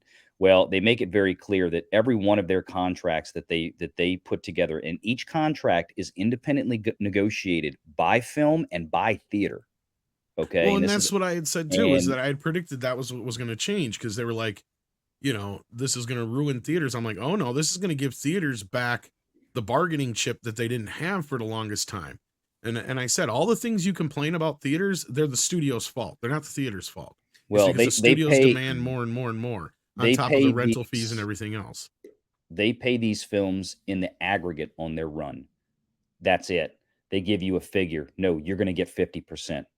Period. Doesn't matter what you do the first weekend, the second weekend, you get 50. And it's settled at the end of the theatrical run. Done. Over. So when we look at it, and if AMC is saying that, you damn well better believe that's what's going on at Cinemark and everybody else down the line, the smaller and smaller ones, because that you go by what the biggest players doing. So we know now what they have to make. I mean, we know what they're getting. I mean, there's might be a % or 2 adjustment either direction, depending on the performance of the film. Like, hey, you break $1 billion, we'll give you an extra 2% on that. Well, performance triggers in the contract. But short of that, we know what they got to make. Speaking on all this woke content that is pumping out there, question for you, Valiant. Did Lightyear ever break even? Oh, wait, I'm sorry. I couldn't hear you for a second. A phone went off in my ear. Oh, I was asking, did Lightyear ever break even? Oh, no. Disney lost about 150 on that. I figured as much. Yeah, no, nowhere close. Strange World's going to be the next one they're going to lose 100 million on at least. That's next weekend, by the way. I mean, the Woman Kings lost. That's about 150 odd million in the can, I think, down. I think Sony spent 50 million on that. I think they raked in about 100 million at the box office. So no, did 80 odd, 90 odd. Was it 8? Okay, so they got close to making their money back on the production. Whatever they spent on marketing is out the door. But unlike Disney, Sony, and Universal, even, they have multi-billion-dollar post-theatrical third-party licensing contracts with Netflix and Amazon Prime. So Universal and Sony can get away with that. Disney cannot. Paramount cannot, with the exception of Top Gun Maverick. Paramount can't get away with that. So that's what makes Disney so different. They have eliminated all this. This is what Zaslav is bitching about on these earnings calls, saying this whole idea of collapsing the entire release schedule, eliminating theatrical windows and all this is the stupidest shit we've ever heard of. And him and JB Perrette just no holds barred on that topic. But yeah, so Sony's like, look, okay, we kind of broke even. We lost a couple million, but Netflix pays us $1 billion a year to get all our shit. So we're good. Universal is even more interesting. They put their films for the pay one window for Universal is the first 4 months it goes to Peacock. Then the next 10 months of the pay one window, if it's an animated project, it goes to Netflix, Minions Rise of Gru. If it's live action, Jurassic World Dominion, it goes to Amazon Prime. The final 4 months of the pay one window, it goes back to Peacock. Guess what? The contract that they signed with these two companies are worth, I think, about $2 billion each. It's a multi-year contract. Universal's fine. If Universal breaks even at the box office, they got Amazon Prime and Netflix lined up to cut fucking checks after it's over. Wow. That's a great deal that they've got. Disney used to do that with Netflix with all the Marvel stuff. They decided to bring it home to Disney Plus and leave all those billions of dollars on the table. Wow. That's terrible. Listen, you need to disappear now, don't you, Valiant? I do. I've got to get to an appointment here in just a bit, but thanks for having me. Good to see everybody. No, you're more than welcome. Thanks for jumping on, dude. Thank you very much. Yep. Good to see everybody. Y'all smash that like button out there in chat if you have not already. We're already almost to 200 likes. I think y'all can get it there. So y'all take care. Yeah. See you, Valiant. See you, Valiant, dude. And for anyone that wants to check out his channel. It's in the description box as well, just as an FYI. I think we had another super chat come through. Sorry, I kept disappearing. My network kept popping in and out for some weird reason. Yeah, Very I kept seeing frustrating. you freeze up. I know, it's really. I've got like excellent signal as well, so I don't really know what's going on. It's a bit of a pain, but never mind. We'll get there. Tom Working for $10 says Kathleen Kennedy is a parallel of Elizabeth Holmes of Theranos.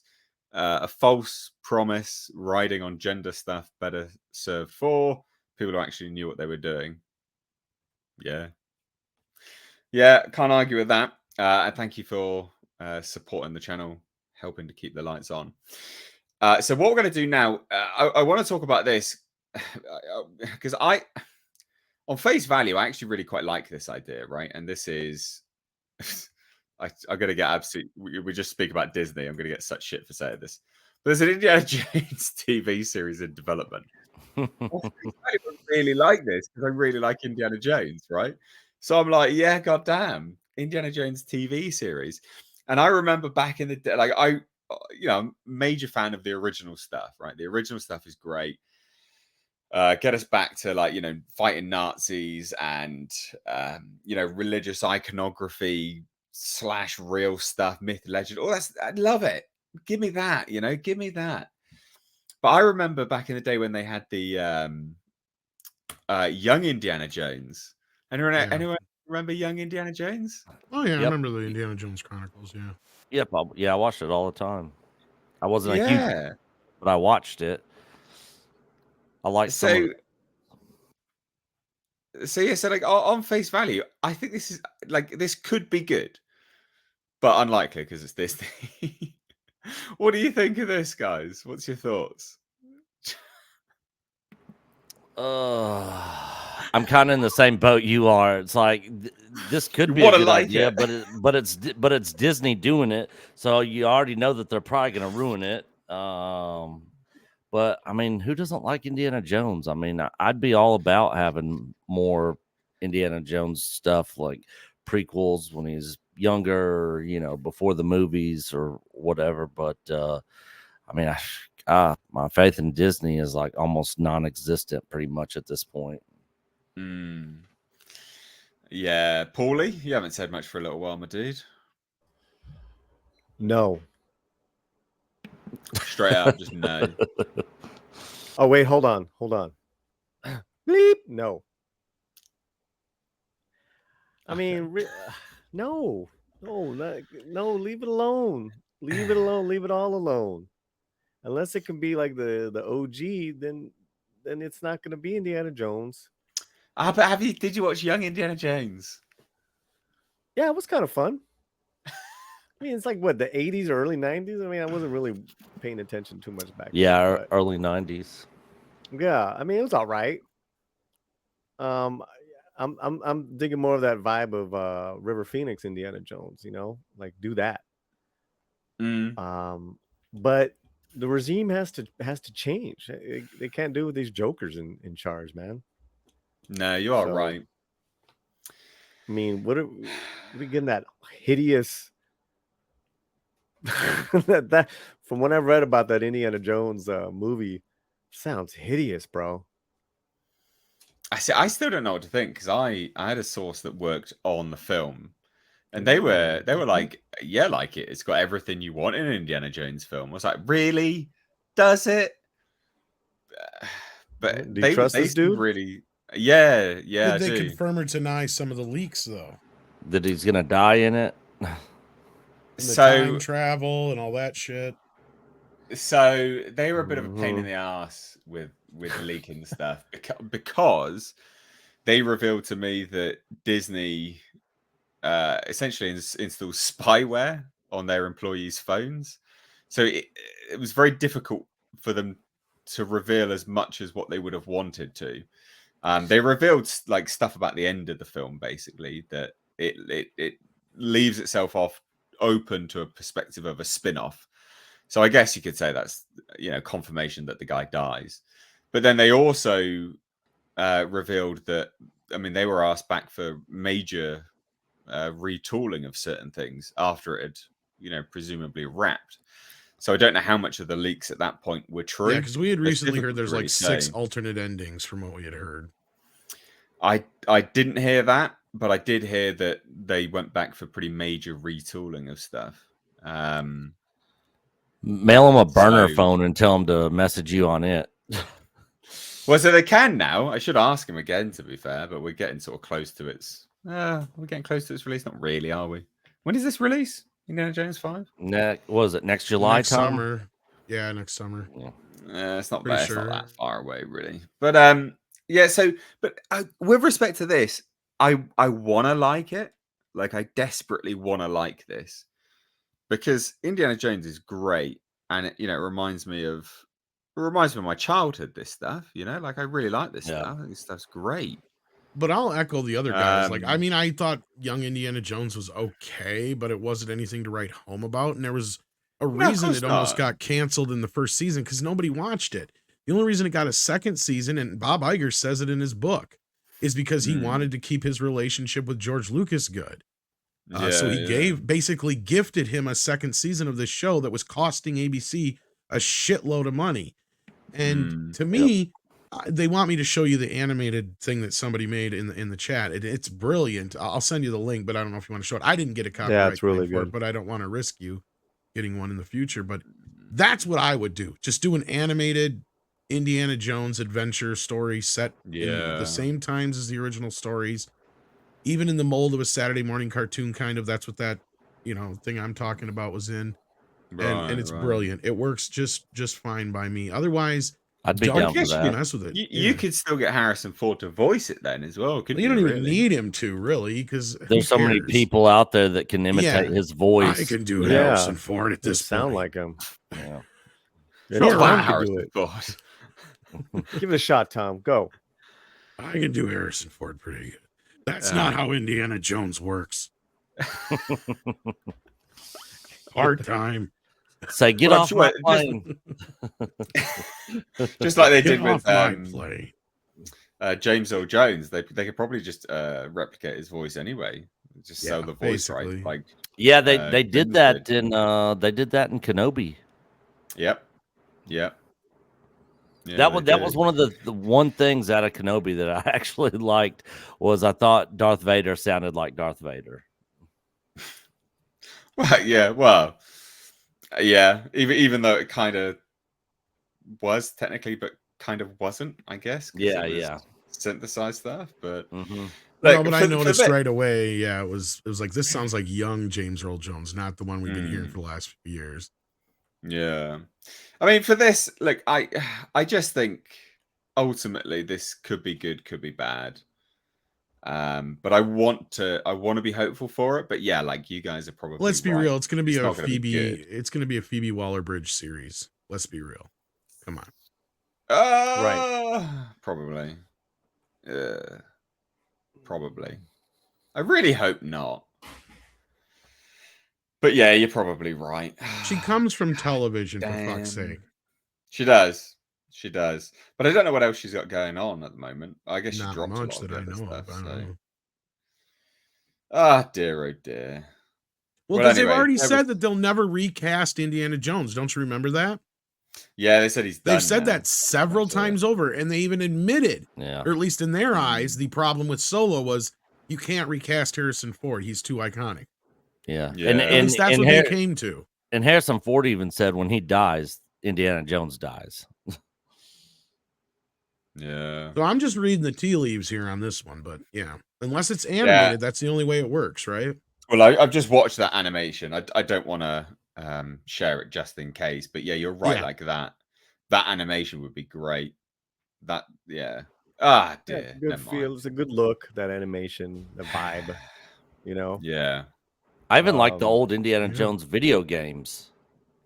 They were good. I think I had one on did I have one on Game Boy? Did they make an Indiana Jones for Game Boy? I honestly have gotten to this point where why can't they just James Bond Indiana Jones?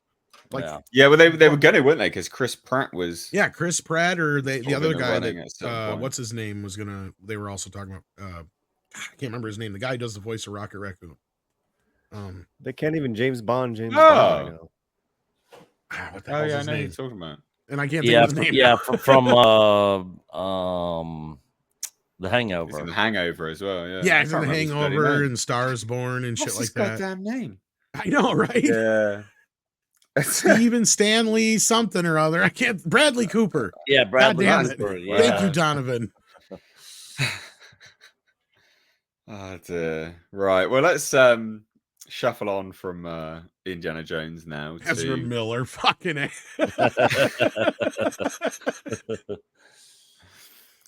let's shuffle on to our favorite director at the moment, Let's do something making fun, an man. epic film that everyone's gonna really love. What is it? And it's of course Avatar. Oh. Oh God. yeah, I saw God. this earlier today. Why is this So so well, painful Tom, today? Tom, I So know you had painful some today, thoughts Mr. on H. this. Do you want to? Well, I know. I had Do you a want similar to lead with this one? I don't know if this is referenced in here, but Daily Wire put out a story earlier. It's the Where same basically, quote. yeah, I was gonna say it all must come from the same interview where basically a reality check must have sunk in on James Cameron, or somebody sat him down and prepared him for the possibility that Avatar 2 is probably not going to do nearly as well as they're hoping. At least it's not tracking to do that anyway. But yeah, go ahead. There's a little bit more Yeah. to I it mean, than that. well, the thing is, they don't have a China release yet, which is pretty major. If they don't get a Chinese release for Avatar: The Way of Water, it has absolutely no hope of getting anywhere near the first movie. Anywhere near, literally anywhere near. So this is the quote anyway, and it says the market could be telling us we're done in 3 months, or we might be semi-done, meaning okay, let's complete the story within movie 3 and not go on endlessly if it's just not profitable. We're in a different world now than when we wrote this stuff. It's the 1-2 punch, the pandemic and streaming. Now, when I did a video on this, I was like, "You're full of shit, mate." Because how would Spider-Man No Way Home make the money it did? Streaming's got fuck all to do with it. Yeah, you're right about that. All to do with it. But he's giving us a little bit of insight with that first part of that quote. See, because we know that they've shot 2 and 3 together. Yep. So that means 3 is technically done. Yeah. Yeah. So he's saying right there, the studio is already hedging its bets on this movie not doing well enough that they're telling him, you need to finish this story in the next movie. You're not getting an Avatar 4. They're already Right, because it was originally for 4 and 5, right? Yeah, he was planning on at least 5. Yeah. No. Not anymore. Oh, it's insane. Yeah, I mean, is this going to make any money? They're setting themselves up for that possibility that it won't, Paulie, is what I think he's saying here. Sorry. Yeah. Well, I think it will make money. I mean, the thing is, like, they're made for $250 million a piece, right? Which is a massive budget. That's still a big budget. But I think it will make money. But it's whether the studio sees it as, something which is profitable enough to continue. Because if it's a decline, they'll look at it compared to the first one.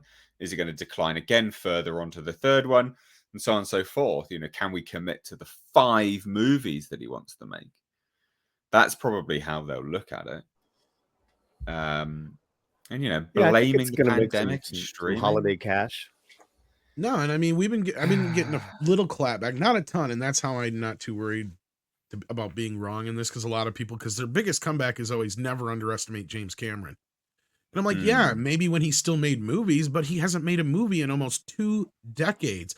People forget how long it's been since the last Avatar came out. And on top of that, I remind people that there's nothing new that he's bringing to the table with this one like he did the other films. Like, there's nothing new technological wise he's bringing into this. And you have nothing that's... Go ahead. I keep going. I was gonna say, there's nothing that's brought any, this franchise hasn't had a series, a video game, or anything to carry it on for the last 14, 15 years or however long it's been. Well, and it's we're talking not about only that, kids don't even know who James Cameron is anymore. Like, I've seen a lot of people comment on videos like, what is this boner for James Cameron? I don't get it, because they don't know. They don't care. Yeah. He's just the guy who made Terminator. Well, I want to go back to the no new technology thing, right? Because they released some images, and it doesn't look that good, man. This is Doesn't a total look like film any different than the exclusive. original. Yeah. Yeah. Well, it's a bit more improved, but like it just, why has this one got tattoos? It does. It's they- not improved enough to justify the gap. That's the problem. But well, look at this one. Pudgy face McGee here. Look at this. And look, like, sure, like it looks, I don't know, a bit more real, but the way they look as well, they look so bloody stupid. To me, it looks Yeah. about like the upgrade from PS3 to PS4, not a real huge leap, right? Like we're just like, Mm-hmm. Well, where's the basically light the coming same shit. from all of this? Like, oh, the light seems to be a bit off kilter anyway. Like the shadows and the lighting. So they've got light point coming over here, but obviously it's coming over from this direction and as not well, only that, and you on should his know face this there, too. but not there. It's Where's easier the- to sell CGI with a still image, Nate. You know that. Oh, massively. Yeah, hugely. God. Because I'll admit the skin, the way that, I don't know what light it's interacting with, but that looks like it's a real thing there. I don't know if it's actually like correct, but like, I Yeah, see what well, you're saying. it's just, and then these look just atrocious. But then he starts talking about the runtime. Yeah. Starts talking about the Bladderbuster. runtime. Yeah. That's going to pop your bladder. Because the goal is to tell an extremely compelling story on an emotional basis. Listen to this, the cope. I would say the emphasis in the new film is more on character, more on story, more on relationships, more on emotion. We didn't Wasn't that spend the as much first movie? time. Yeah, exactly. Yeah. Was it the whole first one? Just building a relationship, wasn't it? Fuck. Pretty much. We didn't spend as much time on relationship and emotion in the first film. How much are you going to spend on it in this film then? It almost sounds like it's going to be boring just listening to his words here. That is. Yeah, you're right, Nick. It kind of like is that roundabout spin of we're not going to have nearly as much action as we did in the first film in this one. And it's longer. So do the math. Like, it's just, we didn't spend as much time on relationship and emotion in the first film as we do in the second film. And it's a longer film because there's more characters to service. There's more story to service. People say, oh my God, a family story from Disney, just what we want. What? What even is that statement? We have family stories from Disney. That's what Disney was known for. What he's trying to say with this here, Nate, is that don't expect the typical family story. Even though this is a Disney movie now, this is him trying to say it's not a Disney movie. Remember, it's the Sopranos is a family story. It's like, this is a family story like that. Yeah, like we're not no kid gloves here. Is what he's trying to say. But it definitely. I love James Cameron. Don't get me wrong. I love most of his films, but he is completely out of touch. He's finally coming to terms with it, and that's a good thing. That's a good thing. That's a healthy thing. Yeah, I agree. We've come. Look, we figured out the formula, Jim. You got one movie in you every time, and then you remake that movie again. Because that's what Terminator 2 is, folks. Not to burst anybody's bubble. That's the only sequel he's ever made to this point. Don't forget that. Aliens doesn't count because that was technically his first roundabout. Yeah, Terminator 2 is the same motherfucking movie, beat for beat, line for line, almost scene for scene, with just characters in different roles. Okay, brilliantly done. Don't get me wrong. I love Terminator 2, but I'm seeing the same trope here in this trailer. I'm watching this new Avatar trailer, and guess what it is? Same story as the first Avatar, beat for beat, almost scene for scene, and line for line, with just the characters shifted around. It's all it is. Yeah. So it genuinely does seem that he might be a little bit concerned. I think somebody had a talk with him. Avatar. I think somebody finally had a talk with him. Yeah. It does seem that way. So moving on from that, we're going to move on to something a bit funny, I think, now. So for anyone that's wants a good laugh, we're gonna poke fun and laugh at Elvira, Mistress of Darkness, or whatever her fucking stupid name is. The person that's famous for Cassandra getting her tits out. Peterson. Yeah, getting her tits out. Well, since she That's went all she's lesbian, famous it's like for, she right? lost her mind. I swear to God. Well, maybe there's some proteins that she's not getting from. What is stuff. going on? Anyway, moving on. Yeah. So, Elvira. We're gonna demonetize. Boom! Right in the kisser. So, Elvira. Hi-oh. Right. Anyway, so Elvira says, There's a double I'm leaving entendre there, I Twitter. see. I'm leaving Twitter until they decide to reinstate their human rights and ethics team. You can't promote hate speech and call it free speech. Until then, unpleasant dreams. Now, just as a bit of backstory, because I replied to this is why we're looking at this, because, a bit of shameless self-promotion of my own Twitter. But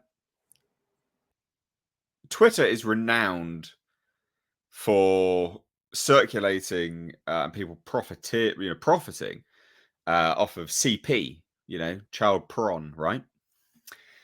It's pretty disgusting. It's pretty gross. Obviously, it's awful, right? And there are stories, well-documented stories of people who are victims of child prawn contacting Twitter going, please, for the love of Christ, can you take that down? Like, that's me. Here's the evidence.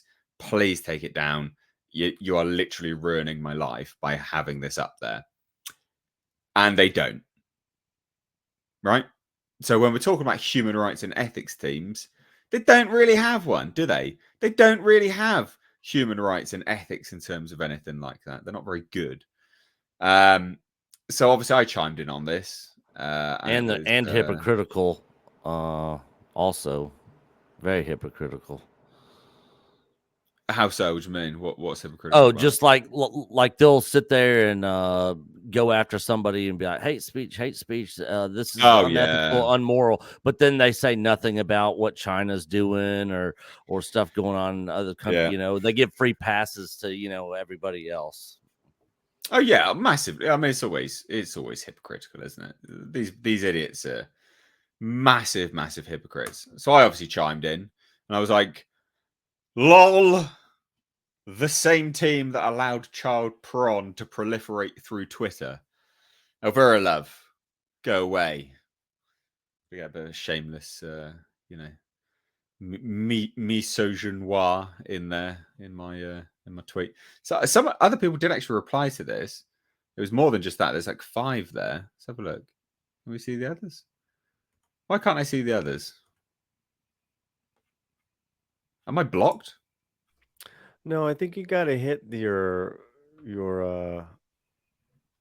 How weird. go back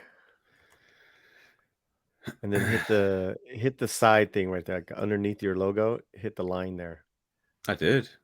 Well, anyway. Nothing? No. There it is. Well, anyway. And then some absolute rando idiot chimed in. I didn't block anyone, Phoenix Snake. Some idiot chimed in and was like, oh, what's that got to do with Elvira and how do you know so much about it? I'm like, what? Yeah. What? You're a moron. You How do you know about absolute child fool? porn? What are you talking about? Like that's not what I said, mate. But this person did something else before because I remember doing a video on it. And I think it was all to do with vaccinations as well at a certain point. I swear it was. Does anyone else remember what she did?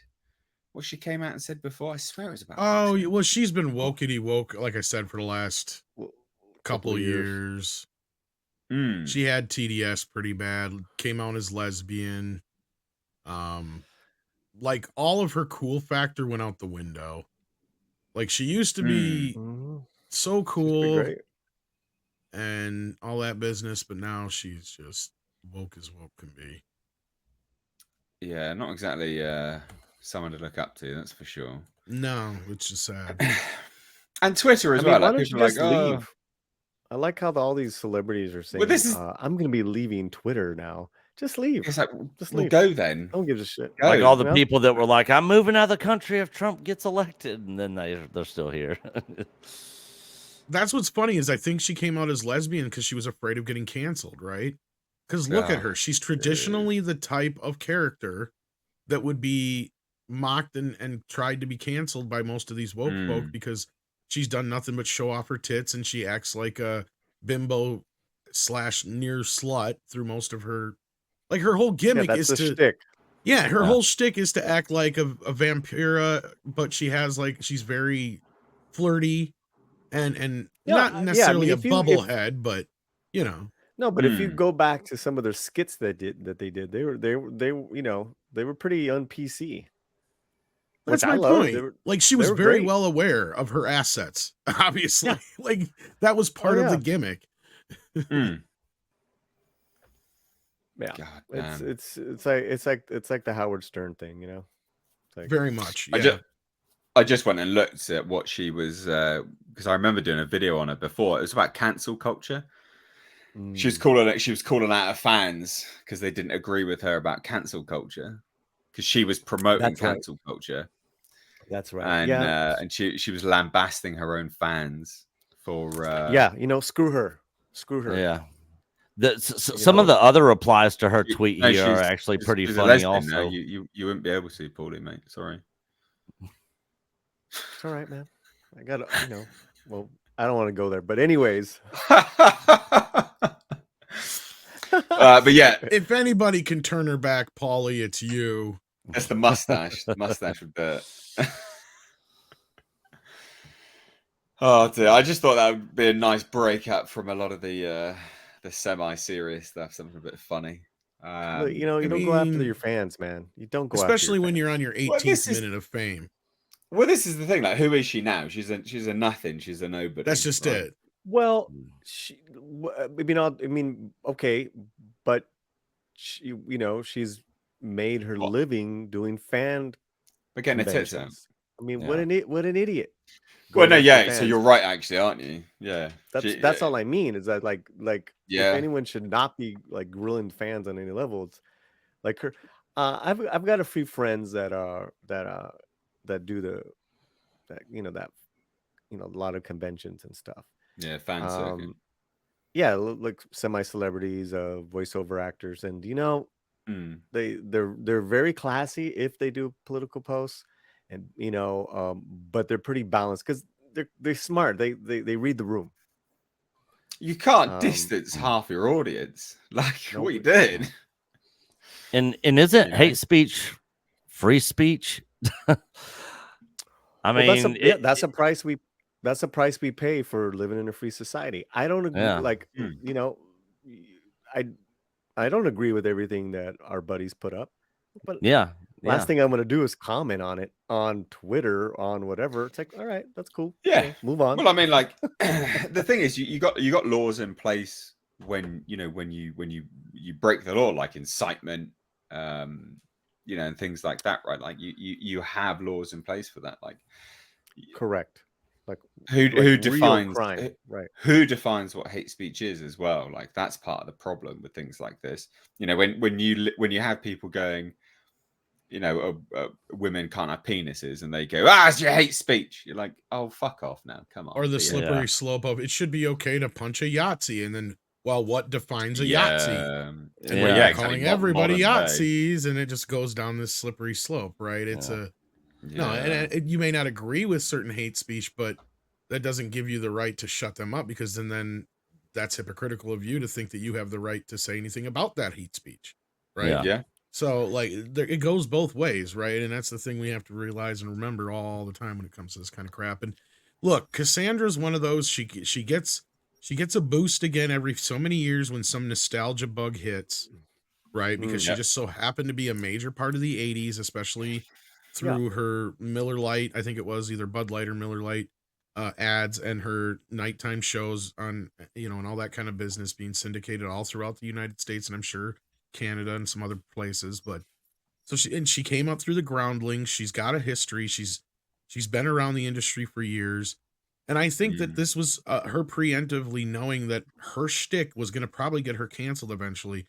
So she's going out of her way at some point, or she just truly believes this shit and is bought into the Kool-Aid. And I know, Paul, you probably deal with a lot of these people on a daily fucking basis. So, like, you know what I'm talking about. But, like, I got to imagine living in California is just like living in Clownville. So, Yeah, God. Well, because I these mean, people got to believe their shit after this point for so long. listen, you know, with Romy, you know, she puts stuff up to keep her fans connected to her, right? Like here's the next TV show I'm doing. Here's the next movie I just got cast in. Here's a photo from the set. People love that stuff. Mm. You know, Andy Vargas, my buddy from Santana, you know, he'll do a video, you know, like I just got off the set from Santana. We're gonna do a new song. People love that interaction. You know, we already know the realities of our day to day. You know, we don't look Yeah, to we our live it. entertainers. Again, we want to look to our entertainers to entertain and enlighten our load. That's it. And you know, if we want to go down their political you know, leanings, that's fine too. People have that right, that freedom, you know, but you know, let them You make run it the up. risk, though, right? Like, that's the thing you got to keep in mind is you run that risk of alienating at least half your audience, you know, at the same time. Speaking of, Oh, and she's there. She's like, "Are you talking about me? You talking shit about me?" He's about to get something thrown at him. Well, let's use that as a segue to shuffle off onto something really, really good that I think everyone can agree with, which was the John Wick 4 trailer. Mm-hmm. I am blown away. I just Yeah. want to say a few pieces first before we get into it. I Yeah. was genuinely blown away by the cinematography.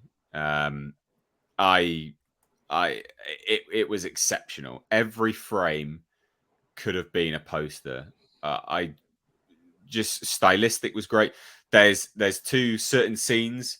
The opening shot where John Wick is walking into here, right? And as the camera pans up, right, as it pans up, which is effortlessly paired with this shot as the camera pans down and he walks in.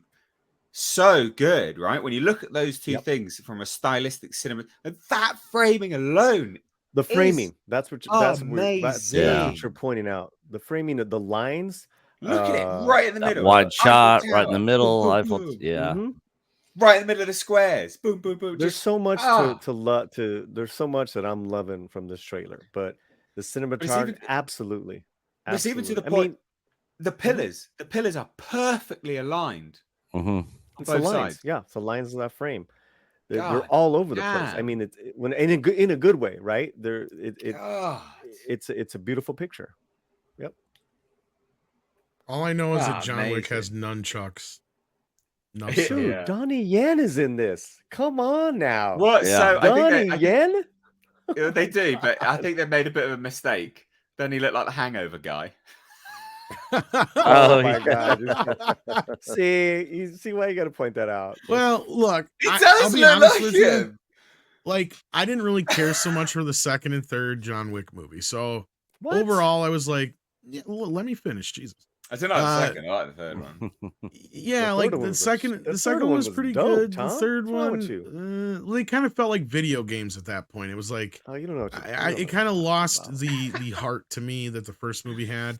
But now The watching second this one did. one, I starting to feel like we're getting back to the crutch of the matter, right? Like this now feels like we're getting a definitive ending. Like, Hiroyuki finally, Sanada. Yes. you know, Oh my yeah, god. like I like the look of this so far. I feel like I got a lot more out of this trailer than I've gotten out of all the Marvel trailers this year, or insert your movie here for the most part. It definitely made me feel something, that's for sure. And and you're right, I like the cinematography. It feels different, but yet in the same world. There's, you know, it's got that orange hue to it compared to the other films, which have had more of a bluish, grayish What's this? kind of hue. The lighting here is amazing, and the color grading that they've done on this. I'm gonna say they clearly have a color palette that they're going with for this film. So Compared, good. Yeah, it looks great. So Chad and his people at 8711 Entertainment, they have the formula, like Tom said, and they're sticking to it. And they're filming Ballerina right now, and then they're gonna get ready for another John Wick. These guys know that. and the Continental Mhm. prequel series. Yeah, well, and I have a couple martial arts buddies that work with them in their Well, and these studio, guys are and spinning off so much talent, right? Like one of the guys that worked with them yeah, did the Bullet Train movie that I fucking loved. Yeah, I really like and- Bullet Train. Yeah, I have and not then seen What it. surprise! Oh, mate, it's so good. It's It's a amazing. Yeah, really good film. All right, funny as watch shit that. too. that'll be on my list of things to watch this weekend. It's like if John Yeah, Wick was a man. comedy, basically, and the Well guys who worth made Nobody, same thing. It's very much in that world, nobody. same kind of tone. Because Nobody, I think, was another one of the guys who worked with the John Wick boys. Yes. And then the other But guy also, too, is supposed to be making the new Highlander and stuff like that too. So that's one of the only reasons I'm looking Mhm. forward to that. Besides Cavill, I Love really like that the little fact they're going back to his wife again. I really Mhm. like Yep, little that, bringing that little back. flashback.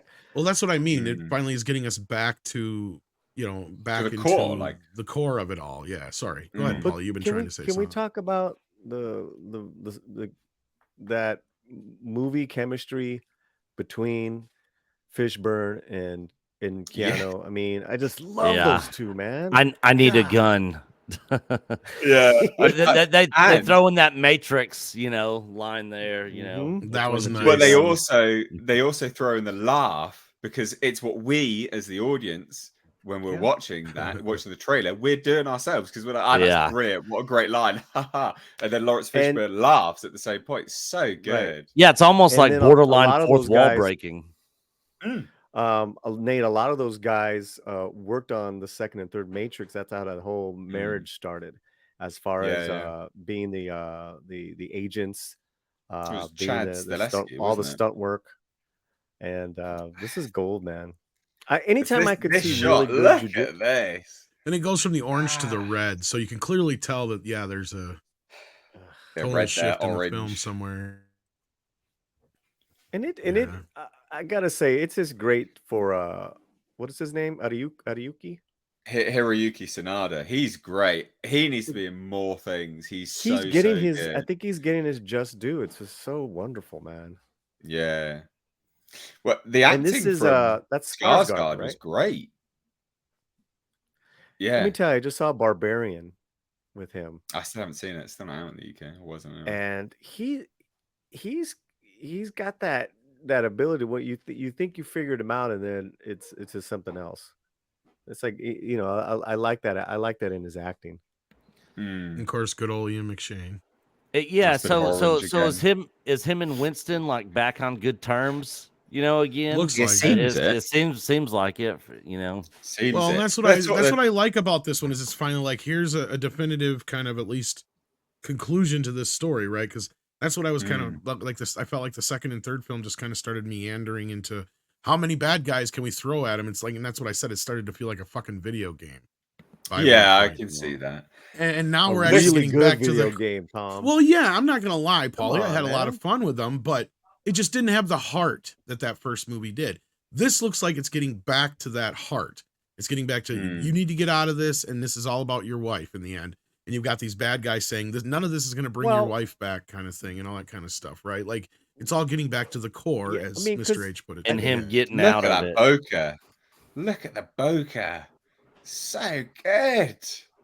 Yeah, and I Sorry. agree, Nick. Like him getting out of it too is a big point too, because Yeah. that's what I felt like the last two films just kind of were like, okay, so what are we leading up to here? And it's like he's just getting him deeper and deeper into. Well, with More that, issues, but they're talking about he doesn't have a seat at the table, but his family does. So they're drip feeding each movie constantly new information that seems like a revelation, but not like it's been Right. retroactively placed in. That is so fucking smart. And they It's set up really he's got a well done, the sister or something storytelling. here, right? You're talking about the storytelling, and you're Yeah. absolutely right. Yeah. And I want to go back to what Tom said is about the first one. The heart of John Wick Mm. is that it had such a strong identity because they probably didn't plan on making any more. It's almost like John Wick was a one-off. It was great. No, I get you. Yeah, isn't it- yeah. You know, and So, did you guys get what I got here? That they're implying this is his sister. Yeah, basically? yeah. That's what Okay. I picked up. she's great in Game of Thrones, and I've always liked that actress. I don't remember. Did Lawrence have that scar in the last one too, or did something happen in between? He got that scar in the last movie. That's what I thought. I couldn't remember. Yeah. I've only watched the third one once because I was like, I watched it in theaters and I was just like, yeah, it's the third John Wick. You know, it's like, Well, yeah, it's the, yeah. Yeah, his And face you know, is I pretty go- messed up here. Yeah. Oh, look at that. I just felt like there was more plot in There's the last Ian 5 McShane right minutes of behind the him, last too. one. But yeah, Mm. anyway, sorry. And you're right. Everything is, if we're breaking this down, right? Just pause it. Everything there, guys, in the chat is done on purpose. When I say everything, I mean everything that you see in the shot. Okay. Mm. Of course, our heroes in the middle.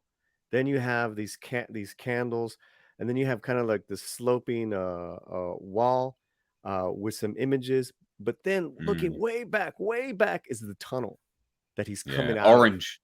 Lit up It's orange just beautiful, man. This is how you make movies. And I'm gonna, yeah, go good. I was just going to say, one of my key things when you look at really good cinematography, right? Every frame could be a poster. Every frame on this could be a poster. Everything could be a poster. Everything we're seeing here, you could hang up on your wall about John Wick 4 poster. Everything. Well, could be, and that can sometimes be a problem though, but hopefully it doesn't seem like it with the trailer we're getting here. And that's the difference between this and the Marvel stuff, right? Like, because normally I would say the same thing about some of those other ones. Oh yeah, it looks great as far as like, you're showing us a bunch of trailer shots or trailer, stuff that'll sell. No, I know what you mean, Tom, but I know what Mr. H is getting at is that every shot is a picture. No, I get it too, and I agree with him. But we just because sometimes movie posters can be a little too one-dimensional. I think it is too fake. Okay, because I was like, is that a Mustang? Is it a Challenger? And then I was like, no, I think it's a Camaro. Was it his car from the first movie, or is that the? He had a. No, he had a Mustang in the first one. Yeah, I was gonna say beautiful. Look at that. I mean, this is getting a little out there, but yeah, like at least it's something different, some different, not the same things we're used to seeing. I can't. That shot, you can't beat it. That shot is exceptional. The way the camera. That would be a good poster right there. Yeah. The way the pigeons fly up. The birds are a little too John Woo, but yeah. Yeah, no, I love it. I love it. But John Woo got too John Woo. Come on. John Woo is the one who turned me off the Mission Impossible movies, but yeah, no. That's what I'm hopeful for trying this, to tell you. But no go. I was hoping to get that dog scene right there. I really liked Halle Berry's character with those German Shepherds in the last movie. I was hoping that she was back with those dogs in this. That's what I thought, but they seem to be his, didn't they? And Nate, that's a really good shot. Good lighting on that gentleman coming out of the shadows there with the red in his eyes. Yeah. She might be in it, but they're just saving it for a surprise. But the theme is definitely reds and oranges. And you can see the Sakura. That's what I'm sure. It seems like there might be I have a feeling there might be a shift somewhere in the movie because like it starts off with an orange or yellowish hue, and then it probably goes into a more red as we get, just to that sense of urgency. Because they're clearly doing like what Paulie and you were talking about with they're using the cinematography to sell the emotion along with the action and all that kind of stuff. Yeah. Too, Did you guys like Atomic Blonde? I did. I like that movie actually. I'm back. You're back? I don't know what's happening with my connection. He dipped out evidently. Did you really? Yeah, just briefly. I noticed he froze for a second there after he said he's back. Apologies. I just think these guys know how to make. And then Clancy Brown. Oh yeah, don't forget Clancy. And what he's literally Pistols saying, at Dawn, dude. That is like there could be only one winner as well. So it's very much play on Highlander. A little bit there as well. I know. Little throwback. There can be only Pistols at Dawn. I reckon Skarsgård's gonna surprise a lot of people in this. All right, Skarsgård's. Anytime you got a Skarsgård in a movie, that's a solid entry. If they don't have a scene where Keanu walks in and he goes, "I'm John Wick," and Clancy goes, "Of course you are," I'm gonna be disappointed. Ramirez. Ramirez. They always go to like the best. I mean, I don't even know if this is a nightclub, but if this is a nightclub, this is one of the No, coolest it's like a looking total nightclubs I've you ever know, seen. yeah, I mean the layout is just so sick. Yeah, They get it like multi-level. honestly, because even the first one had some kick-ass. That's like, a lot of nightclub in money it as right well. there on screen, though. Look at that. Ah, you know, Yeah, constant lot of waterfall extras. going. Jesus. Have you guys seen the Lighting in the the rain. training segments that Keanu Reeves went through, like out at I've Terran seen some of Tactical? them, yeah. Yeah, I want to go out and visit there. It's in Simi Valley. Are you far from there, Paulie? Is it in Seaman? Is it Simi or is Yeah. it down by Manchester? here No, in it's LA? in Simi Valley. You're talking about 8711? I think they have two. I think you're talking about the shooting range. So that's Yeah, Simi yeah, Valley. yeah. Correct. So then they have a huge warehouse, and I got a couple of dudes who you've seen in movies and stuff. They go down there and work out with these guys. It's incredible. It's really We're gonna incredible. watch John Wick smack a guy over the head with nunchucks. Here we go. Tom's Hells gonna to get the his yes. man boner. Oh, But again, poster, right? Poster right there. Yeah. Great shot. I'm so happy. yeah, but I just say that because remember, so basically was the Batman, and that was 3 hours of boredom. So Oh God, that reminds me. I gotta go. it looked pretty. Mm. Yeah, Yeah, you gotta go watch the Disney Plus show. 3 hours of I'm already reviewing it. Is that the fucking? Is that the? I almost thought that was the Exorcist staircase for a minute, but like, no, that's double staircase. It's not. It sort of looked. The lighting At was first the it same. did. Yeah, the lighting was the same. Yeah, it does. No, look because the the Exorcist staircase isn't Not, a but it double looks staircase, good. though. Yeah. It's the so gun good. This woman is tactical apparently a training. pop star, by the way, as well. Like an There's up-and-coming pop footage, Nick, of Keanu doing jujitsu training as well. Yeah, I've seen that. I watched all the behind the scenes documentary stuff Well, he knows kung fu. everything he Is did that in preparation for this Camaro? movie. Oh, Camaro from the front end. No, I think that's a Challenger, like from the same shape as the Dukes of Hazzard car. Yeah, I think it's the challenge. Okay. It's not the same car as the first movie. You guys are right on that. Yeah. See, this guy's in Bullet Train, and I loved him in Bullet Train. Hiroyuki Sanada is so good. Yeah, he's great. So good. Him versus Yen in this is gonna. That's amazing. It's gonna be so good to watch. So good. Yeah, I can't wait for this movie to come out. I'm definitely going to open the weekend for sure. But I kind of understand where Tom's coming from with it just kind of getting a little bit more and more ridiculous, you know, with what they're doing. I loved it because it's just fun entertainment.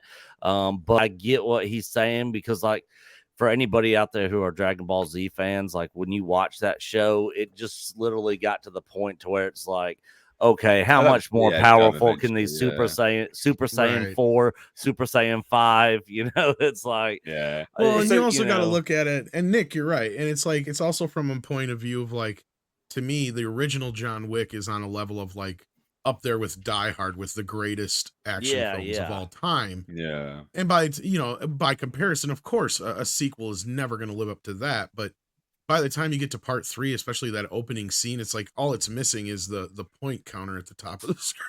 Like, at that point, right, you know, right. it was getting so insane at some of it, and it does slow down a little bit in that third film. And like I said, it does kind of get its footing again. And there's probably more story in the last 10-15 minutes of that third film than there was in the last 2 movies. But that sets us up for where we're at now. So, and it seems like they're put more story into this one and kind of building on the universe and in the world building and all that in this film with flashbacks stuff with his wife and him just trying to get out, you know. So the way I view these films anyway is like a modern day Hollywood-ish kung fu flick, you know, like it's a kung fu flick with a serious edge.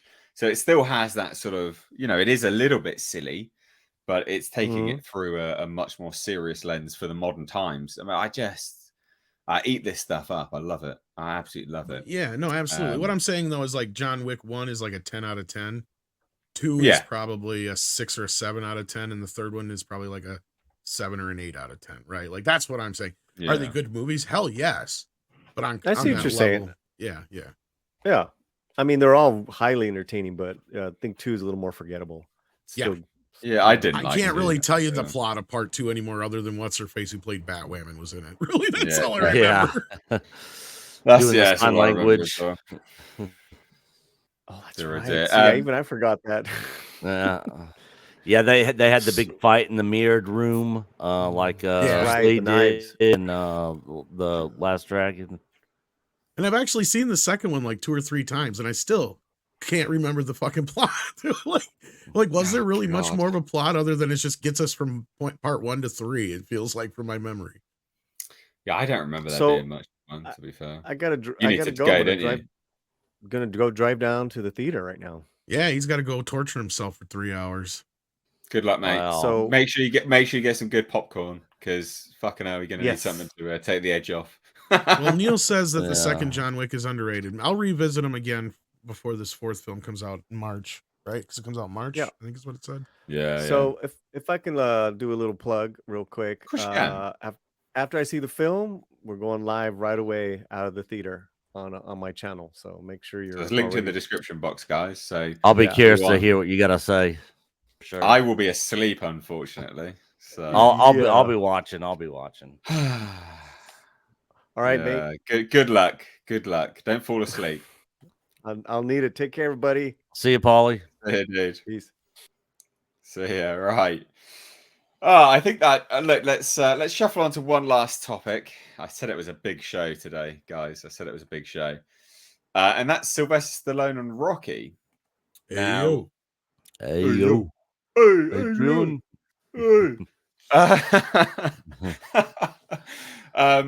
Sylvester Stallone and Rocky is like a troubled history, and he recently, I say recently, like last year, made pretty big headlines, I guess, because he was absolutely ripping apart the Rocky producer, Irwin Winkler, and all of basically posting memes of people, these producers killing him and stuff like this, like pretty bad, like brutal stuff. There's clearly a story behind that. And he comes out and says a lot about it, because it looks like there's a Rocky prequel show in the works, which, no, I don't want to watch that. I don't want to watch that at all. I think that sounds terrible. But Nick, what do you think of a Rocky prequel series? Without Sylvester Stallone involved at all, is an FYI. For me, it's like making Solo with no Harrison Ford. Going back, a prequel with somebody that's not Stallone. And the thing is, like, what are you going to go back? I guess you're just going to go back and just tell the story of him just coming up, and breaking people's legs and arms, for the mob. Rocky a little bit though. Yeah. So I mean, we kind of know his backstory on where he came. Of course, we don't know his parents. We never saw that. Maybe that could be interesting. But yeah, exactly what you just said. I mean, is it really needed? So I just think this is just like them just trying to, squeeze any little bit of money they can still out of this Rocky franchise. And Rocky was his origin, wasn't it? Yeah. Rocky was the origin. That was Rocky's origin. It was Rocky. Yeah, exactly. So like, in another movie. Are we gonna get a younger Mickey? In it also. You're a bum. Get the fuck out of my goddamn gym. I'm just not feeling a prequel on this. Like, I think those movies are timeless and they should kind of be left alone. Sort of like, Indiana Jones should have ended with the 3rd film, not done Crystal Skull, not do the one they're doing now. Like those first 3 are always going to be the trilogy, the Indiana Jones trilogy. And then as far as Rocky goes, I like what they did moving into the Creed series. I actually like those movies. I don't know how you guys felt about them, but I enjoyed them. I only watched the first one. I didn't watch the other two. I know maybe I've watched the second I'd say one. Creed I 2 don't is know. better, actually. Yeah, I agree. I like the second Creed movie more than I like the first one. Because it feels more like a Rocky movie. The first movie is just basically the Force Awakens of Rocky movies. Yeah, I have then issues with Creed, but then seeing him and Drago, meeting and talking to each other again for the first time since their big fight in Rocky 4. I just love that moment in that second movie. It was good, but yeah, I don't think this prequel series is needed.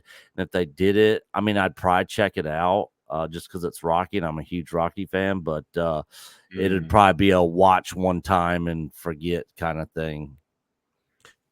Yeah, I mean, I've been following this for a while, and I've been really trying to get to the bottom of some of this beef between the Winkler family and Stallone, because there seems to be something deep rooted here. Because Stallone's not in Creed 3.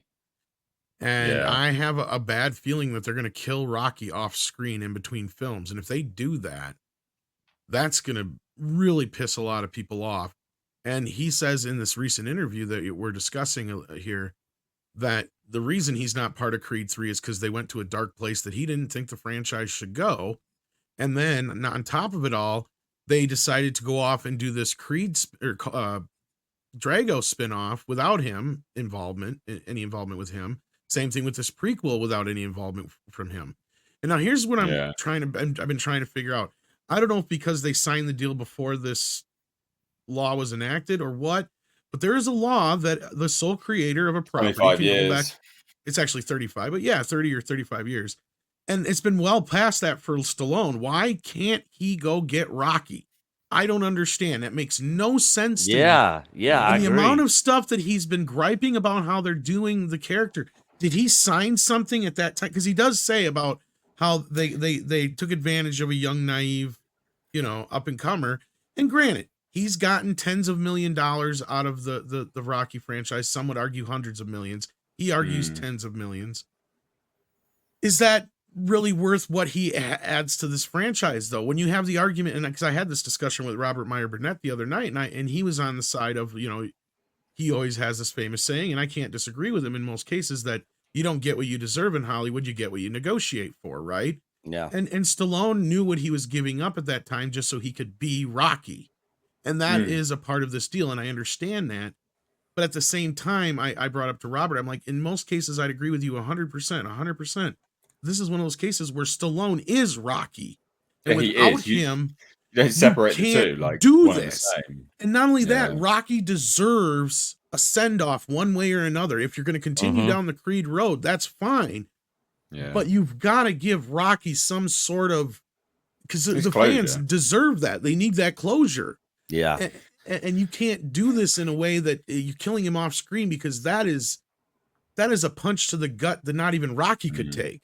Yeah. Not to be punny about it, but yeah. Well, like I want the last Rocky film with Stallone in it to end with showing his gravesite right next to his wife's. Yeah. Yeah. Well, not only that, in Creed, you had him win a battle with cancer. So how shitty would that be to kill him off screen in between? Oh God, people would be furious. And then to top it off, like if you're going to do a Drago spinoff, it makes sense to have Drago working with Sylvester Stallone's Rocky to deprogram his son and retrain him as a fighter and give him a story. That works then. That gives you a reason to get rid of Stallone in the Creed side of things. Fine, go do your own thing, Michael B. Jordan. And that's what I don't understand either. And I see where Stallone's coming from on this, is like, they're leaving me out of this completely, and I am Rocky, right? It's like, I don't think he's asking for too much. Well, no, so this is what, like, we'll just go into a bit of this interview, right? And then we'll touch on the prequel stuff. So the Hollywood Reporter asks him, you made more headlines with your Instagram post in July asking Rocky producer Irwin Winkler to give you some of the rights to the character you created. Has there been any movement on that?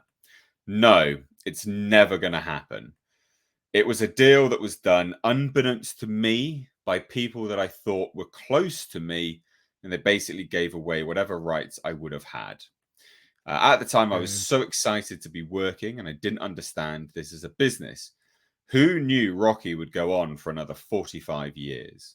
I've never used one line of dialogue from anyone else, and the irony is that I don't own any of it. The people who have done literally nothing control it. So it seems like his agents negotiated the deal.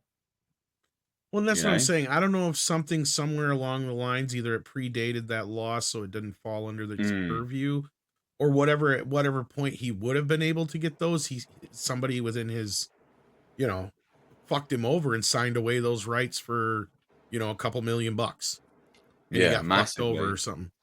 Well, And so this is the thing, like it's almost like he had a real life Paulie from Rocky 5 pretty in his much. life. Yeah. Well, this is the thing. He was raging. So the interviewer goes, I read 600 pages of your past interviews to prepare for this, and I've never heard you sound as angry as you were in that Instagram post. What triggered that? I mean, this is the thing. We've never seen him do stuff like that. Like, he literally Sylvester shared images Stallone is one of the most professional actors out there, right? Like, he knows how to play the game. He was one of the top stars of the 1980s for a reason. And he's continued to know how to play that game regardless of his stature. And he's complete. And that's what this interview is a lot about, is he kind of brings up the fact that he's aware that his stature in Hollywood's not anything near where it was. He had an ego at one time, and that got the better of him. And clearly, like he says here, he had the wrong people around him. He got fucked over because he doesn't have nearly the money he should right now of where he's at, considering the amount of money his movies made. But yeah, like, that's one thing, is he's never been unprofessional enough to really go after anybody that often. The last time I heard him go after anybody like this was Bruce Willis. Yeah. And that was in the height of everybody kind of calling Bruce Willis out on his shit. And he basically said it's because Bruce wanted to come in for one day of work, not even a full day of work, mind you, only a couple hours of work on Expendables. I think it was 3. And he wanted like $1 million for that. And he called him greedy and lazy. It's fair enough, to be honest. And recasted him with Harrison Ford. Jesus. So, so to respond to why he got so angry, they wanted another Rocky, and I was willing to do it. But I said, after 45 years, can we change the playing field a bit? Level it out. Can't I get a piece of what I created all these years ago? And then it's obviously asked, you wanted this to apply retroactively to the other movies. Obviously, can I get some back pay was what the Hollywood Reporter was thinking he was asking. And he's like, no, just from now on. I didn't expect to get, forget that. The producers still get a piece. I don't want anyone to control it. If I write it and the studio agrees to do it, it's done. You can't make a Rocky sequel just because you want your children to have a job, or if you don't get more money, that you can block it. The other producer, Bob Chartoff, was always very nice. Irwin Winkler was just the opposite. Yeah, and I think there's something he's saying there with the block it part too, because if you guys remember, he was talking about an idea of doing another Rocky movie after the success of Creed. So I think he presented an idea for another Rocky film, and they turned him down. And you also got to remember, he didn't make shit off of Rocky Balboa. Like, nobody believed in him when he made that movie. And he got nominated and shit for that. Again, like, people forget like how big a deal that was when it came out, Rocky Balboa. That was huge. Massive. And that's why we're doing this shit now. And he's not wrong. Everything he has written every line of a Rocky film. He's directed 90% of them. He is Rocky. I mean, how much more do you have to do to be a part of this franchise? Well, this is a really sad part of the interview, and it makes me sad. Like, to hear, just to see this and his wording, right? Like, it is sad. So he's asked, there was also a Drago spin-off referenced in your post, and you called it Dolph Lundgren, and you called out Dolph Lundgren for not telling you about it. Have you two patched things up since then? Yeah, we did. I'm actually calling him today because he underwent some ankle situation. The Dolph thing, again, this is a classic case of them going around and trying to continually cherry pick aspects of Rocky without even asking me if I want to join in. I'm not an executive producer on the Creed movies. Ryan Coogler is. Michael B. Jordan is. Winkler and Chartoff's children are, not mine. I'm the only one left out. That's kind of jacked up right there. That they're leaving. It's a bit shit. Like, yeah, and super then, shitty move. But I am glad to hear. I really like the first part of that him and Dolph Lundgren patched things up, Yeah. and I was glad to hear that part of it. Yeah, that's the good bit. But then he's asked, is it going to be weird for you to see Creed 3 without being in the film? And this is where we learn that obviously he very well could have been in the film. Because he responds and goes, Yeah. that's a regretful situation because I know what it could have been. So there was a film with him in it at one point. It was taken in a direction that is quite different than I would have taken it. It's a different philosophy. Irwin Winkler's and Michael B. Jordan's, I wish them well, but I'm much more of a sentimentalist. I like my heroes getting beat up, but I just don't want them going into that dark space. I just feel people have enough darkness. He's not fucking wrong, is he?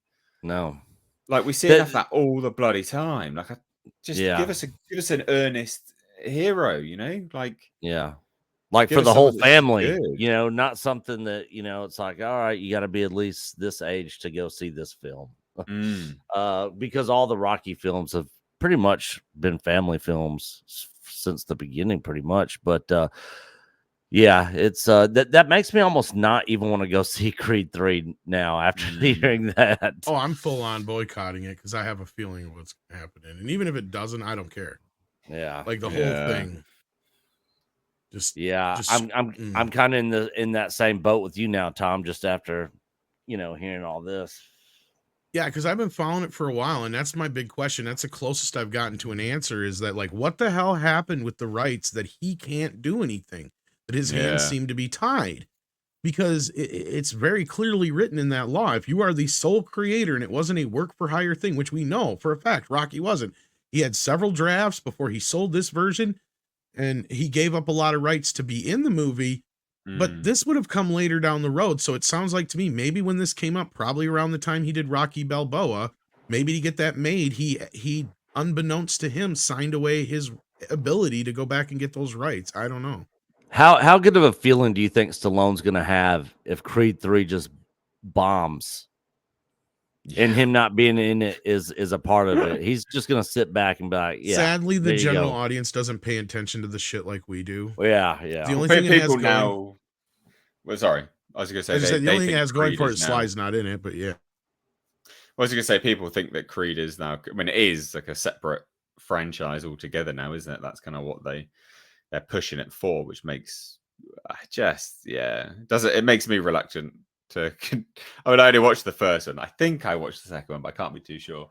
It doesn't make me exactly want to go watch it. That's for sure. What a shame. Like he's a legend, an absolute legend, and he's not going to be around forever. No. He's definitely getting up there in age. But he did that Samaritan film for MGM, which then got released on Prime. And I liked it quite a bit. I really liked it. I thought it was good. I did, actually. I'm unashamed. I didn't give a fuck if anyone didn't like it. I liked that film. I thought it was a good film. Yeah. It was a nice throwback. I haven't seen it.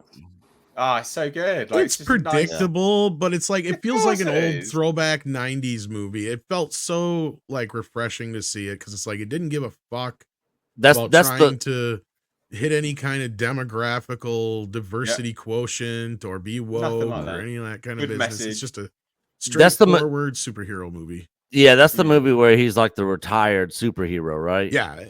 And like I said, it gets kind of predictable, but you don't care because it's so satisfying. It's a very well done classic Stallone picture. Yeah. Is that that's on a streaming service, isn't it? It's on Amazon. Yeah. Okay. All right. Yeah, I'll add that to my list. It feels like a movie that Sly could have made in the 90s. Yeah, absolutely. And the de-age stuff was great as well. Like, no, it's not a spoiler. Yeah, some de-age stuff, and I thought that was really good as well. That sort of took me back to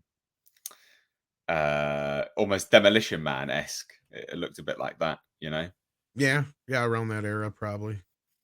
Yeah.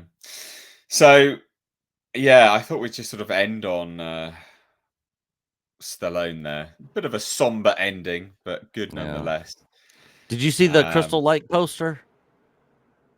No. Is They've that released the real though, or Crystal is that Lake fan made? poster. I think it was fan made. I was getting ready to ask if it was. That was my That's next probably question. Is it fan-made. real or is it fan made? That's I probably didn't know if it was fan-made. official. They've only Yeah, just because announced Brad has been very tight-lipped about it. So. I Oh don't my think that's god! real. What?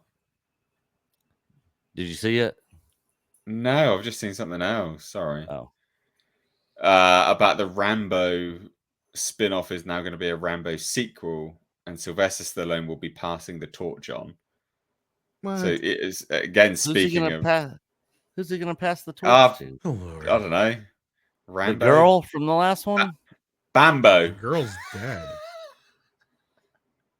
Terrible Spoilers joke. if you haven't seen the movie, Nick. But I mean, like, Oh yeah, that's So- right. She did die. That's right. You're right. What? I was gonna say I couldn't believe it when they went to that point in the movie. I'm like, Yeah. oh shit, they went there. That last third of that movie really kicks ass. Like, Yeah, it's it like, oh does. shit. Right. Well, anyway, He's I'm gonna been have wanting to look do into that another a bit Rambo more. for a while though, so we'll see if this actually comes to fruition. He usually goes through about 3 or 4 ideas before he finally lands on something. Yeah, that is true. I think that's about it. I think we'll wrap it up there, ladies and gents. Thank you all so much for joining. Yeah, I In can the get ready for description my box, show. I know, yeah. In the description box, you'll see Missed H Reviews live archives. It's the second channel where all these streams get clipped and put up there. So please do hit subscribe. If you guys can't watch an entire stream, there's clips. So please do check that out. And everyone that's been on the show today, their channel is linked in the description box as well. So Tom over obviously on Midnight's Edge After Dark, his channel is linked down below, as well as Nick from Echo Base Network, streaming every Tuesday and Thursday, so 9 p.m. UK time. So please do set your watch reminders and come back. These are really good streams. Tom, you got anything to say? Anything you're up to? You want to promote anything? Just Midnight's Edge After Dark here in about 20 minutes mainly. Other than that, I have no idea ever. Morning show tomorrow. I think Perfect. Andre was hoping you could stop in if you get a chance to, but yeah. And Nick? If you get to see Black Panther before anyway. I will try. I plan to. It's all how long it is, depending on whether it'll. If the It's like timing an hour, works out, yeah. Well, it's an hour to get there, an hour to get back, and it's like a 3 hour. Oh, I hear you, brother. I'm in the same boat. Like I have to drive almost in any direction to get to a theater over an hour or better. So yeah. Not fun. I got like a 5-minute drive. Just shut up, Nick, man. Yeah. So Nick, we got Coach is off work tomorrow, so me and him are probably gonna knock out some stuff. Probably do Andor review for this last episode of Andor. And then we got our weekly live stream this Saturday night, 7:00 Central, and that's about it. Excellent. Well, again, from me and the crew here, ladies and gents, thank you all so much, and we will catch you again over on Tuesday now. So, peace out, everyone. See you guys.